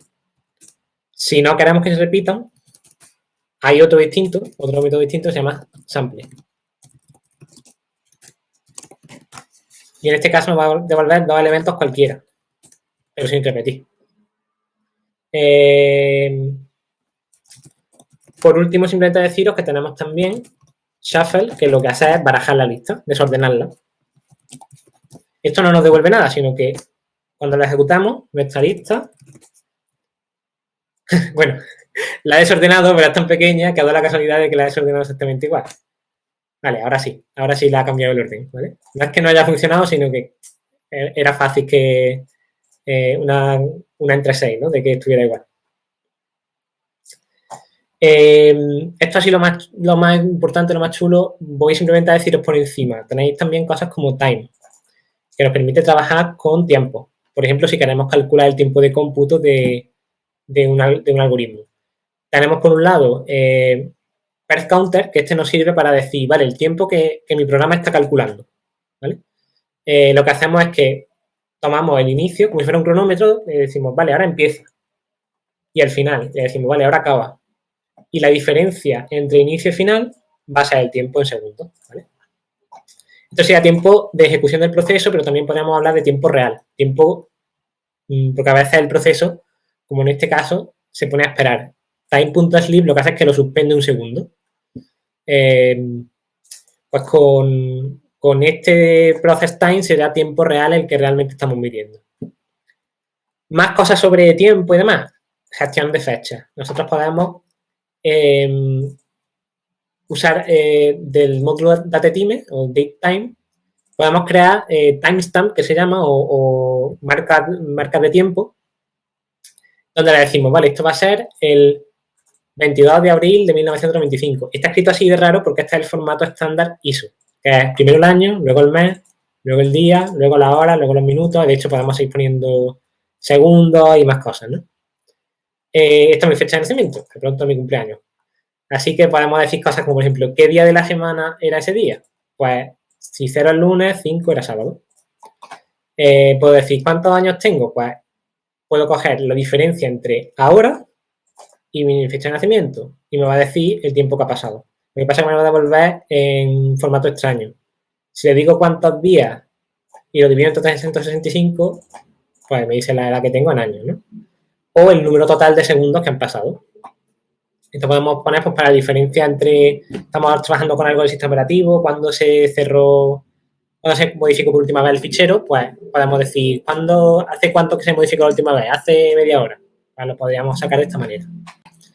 Y también tenemos el módulo calendar, que digamos es sensible a a tu configuración de idioma o la que tú le pongas con sets locales y además te puede decir cómo se llama cada uno de los días de la semana, del año, o sea, cada uno de los meses del año en tu idioma, ¿no? Entonces me dice, nací un sábado 22 de abril de 1995. Esto es simplemente unas cuantas utilidades para que veáis, bueno, ¿y esto dónde se usa? Pues me hace gracia que justo aquí debajo pone 7 de abril, última actualización, 7 de abril de 2021. MKDocs, que es lo que usamos para crear la documentación, funciona con Python. Entonces, seguro que para generar este 7 de abril de 2021 ha utilizado Calendar, ha utilizado Datetime y todo esto, ¿no? Para que veáis un ejemplo de para qué nos puede servir esto. Y ya me he enrollado muchísimo, así que voy a parar aquí. Si tenéis alguna dudilla o lo que sea, la podéis comentar por el micro, por el chat, como queráis. Pero yo le paso ya la palabra a Marco. Sí, lo que no sé es, se me escucha bien, es que se me ha cortado un momento y no sabía si era yo. Sí, se te ha cortado antes, pero ahora mismo se te escucha bien. Vale. No, claro, es que se había ido y yo diciendo, Alberto, o sea, me he caído yo, se ha caído él. Hace un segundo, no te preocupes. Vale. Yo estaba hablando, digo, no sé si se habrá escuchado lo que sea, pero yo es que no veía nada, se me ha quedado pinchado. Pues bueno, voy a compartir de esta y ya terminamos el último puntillo, que es más, va a ser más anecdótico que otra cosa, simplemente porque lo conozcáis un poco y os vaya sonando. Testing en Python. Lo de primero, los test os vendrán de nuevas, no estaréis, a lo mejor sí, me sorprende, acostumbrados a trabajar con ellos. Los de segundo ya los conocéis, la mayoría de lo que es el tema de la asignatura de PO y tal. Bueno, ¿en qué consiste los test? Y sobre todo TDD, que es lo que veníamos a explicar ya en estos últimos 10 minutillos rápido, antes de las 6. Básicamente consiste en el desarrollo guiado por pruebas de software que, tal como veis en esta imagen, la idea fundamental es antes de, aunque suene un poco raro, antes de hacer la función como tal, lo que tienes que hacer es crear el test. Tú creas un test para comprobar que tu función funciona. Tu función no la has hecho todavía, ¿vale? Solo tienes el nombre y la cabecera y poco más. Lo suficiente para poder llamarla. Y creas un test que compruebe su funcionamiento, ¿vale? Pues, por ejemplo, ahora veremos un ejemplo con un factorial. Pues lo primero que tenías que hacer sería crear la cabecera de la función para poder llamarla, para que no falle, porque si no falla y no funciona. Y una vez que tienes la cabecera, simplemente eso, creas lo que es el test como tal. Lanzas el entorno de test, que en este caso veremos que en Python se utiliza ptest, y falla, evidentemente va a fallar porque tu función no hace nada, es simplemente una cabecera. Una vez has hecho esto y ya tienes el test implementado, llega el momento de implementar la función y hacer la función. De tal forma que pase tu test, con el mínimo código posible para que tu test pase. Lanzas otra vez el entorno de test y debería de pasar la función. Si no pasa, tienes un problema. O tu función está mal, o a lo mejor, y es lo más probable que os pase al principio cuando empecéis con los test, es que os hayáis equivocado al hacer el test, porque a todos nos ha pasado. Entonces, no preocuparse, pero la gracia de esto está en que al ir testeando poco a poco, sobre todo en las prácticas, ya lo veréis, cuando empecéis con PO, con MP podéis intentarlo también, si os animáis a alguno. Javi de Santiago, que estaba por aquí, y yo hace un mes o así, a principios de marzo, hicimos un entorno de test muy básico para C++, para testear las prácticas en este caso, la nuestra de estructura de datos, pero como se usa en C, pues lo podéis reutilizar si queréis. Así que si queréis pedirnos lo que sea, está en GitHub público, luego sí se lo vemos. El caso que me voy por la rama, ptest es el entorno de test de Python, ¿vale? Los de segundo en C++ hemos usado Google Test. Se instala haciendo uso del gestor de paquetes pip que hemos visto antes al principio del taller, es decir, ¿tú para qué sirve? Para esto sirve.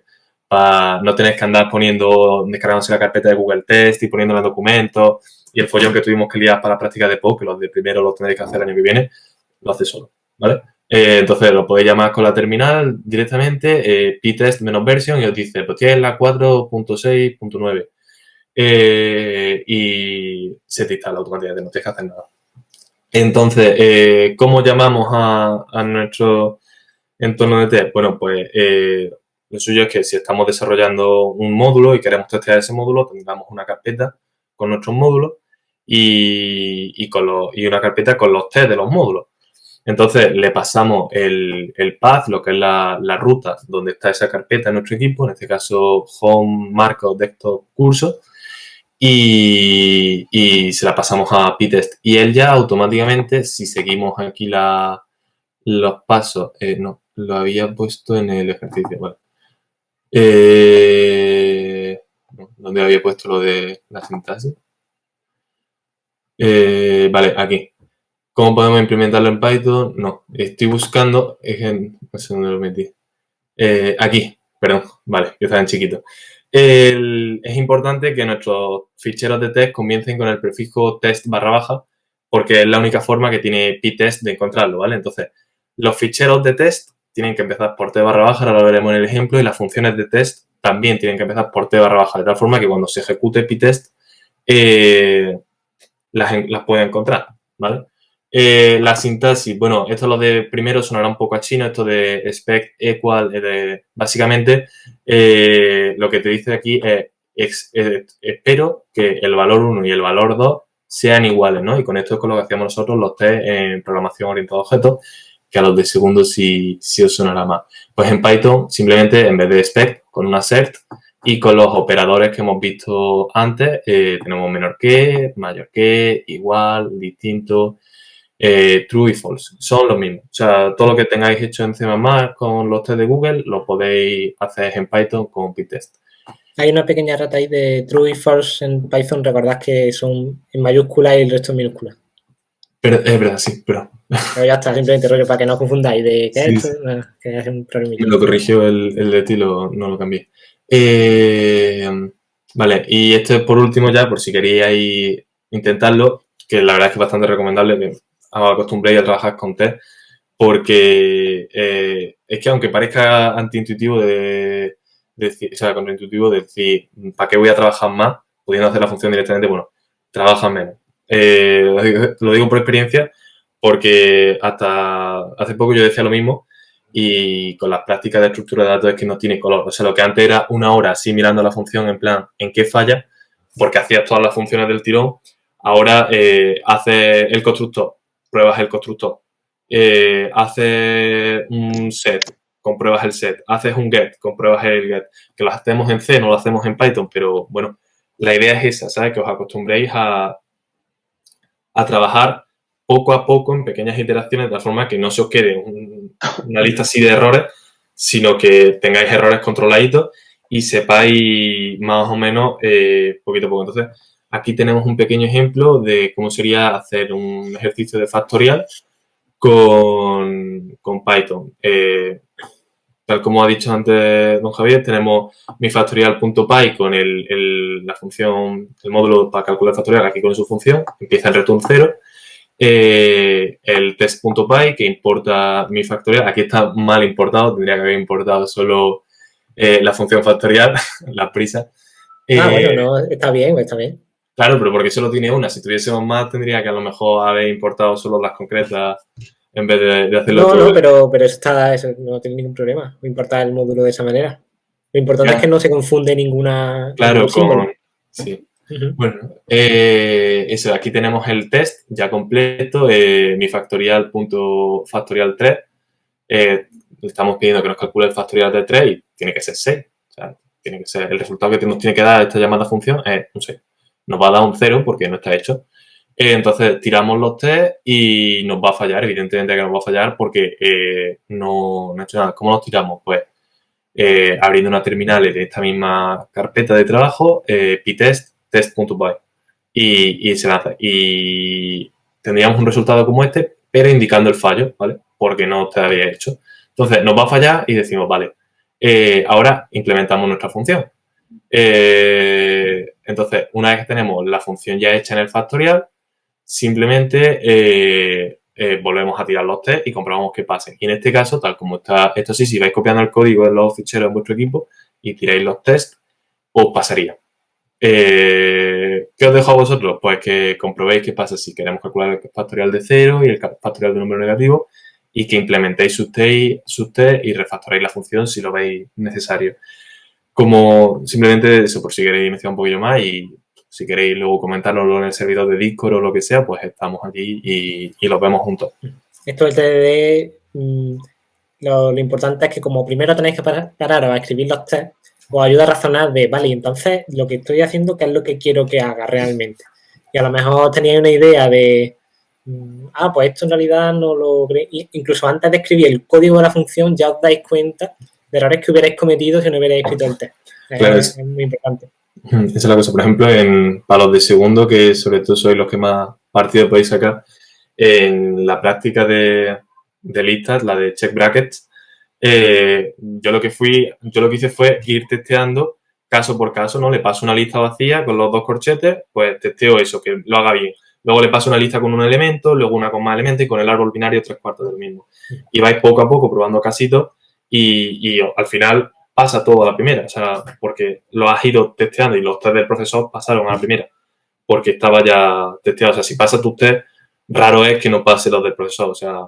Tienes que ser muy exigente con tus test, es decir, voy a pasar el infierno aquí para la función y si funciona con esto ya... Claro, la cosa es esa, el intentar buscarte eso, tus propios fallos.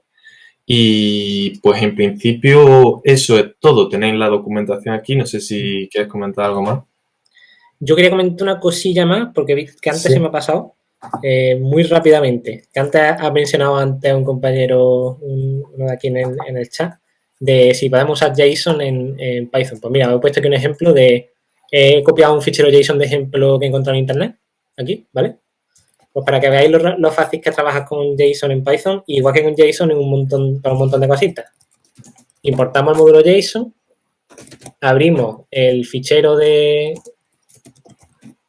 como he enseñado antes, con el with, fichero.json, lo abrimos como lectura y lo vamos a llamar fichero JSON. Y si hacemos json.load y le pasamos el fichero y lo voy a imprimirlo simplemente, ¿vale? El resultado.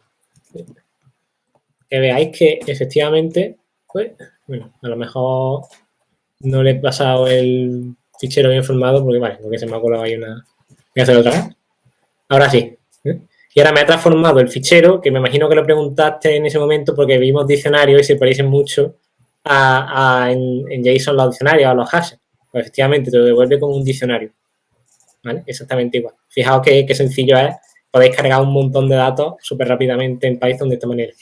Ya está, solo era eso. Y parte del detalle ese que cualquier cosa, cualquier duda que tengáis de Python que nos la podéis preguntar. Yo estoy ahora en el servidor de Discord, os puedo echar una mano, me podéis hacer una mención o lo que sea y os ayudo en cuanto tenga un ratillo y os explico. Ya, pues perfecto. Pues eso es... Gracias a Marcos por invitarme.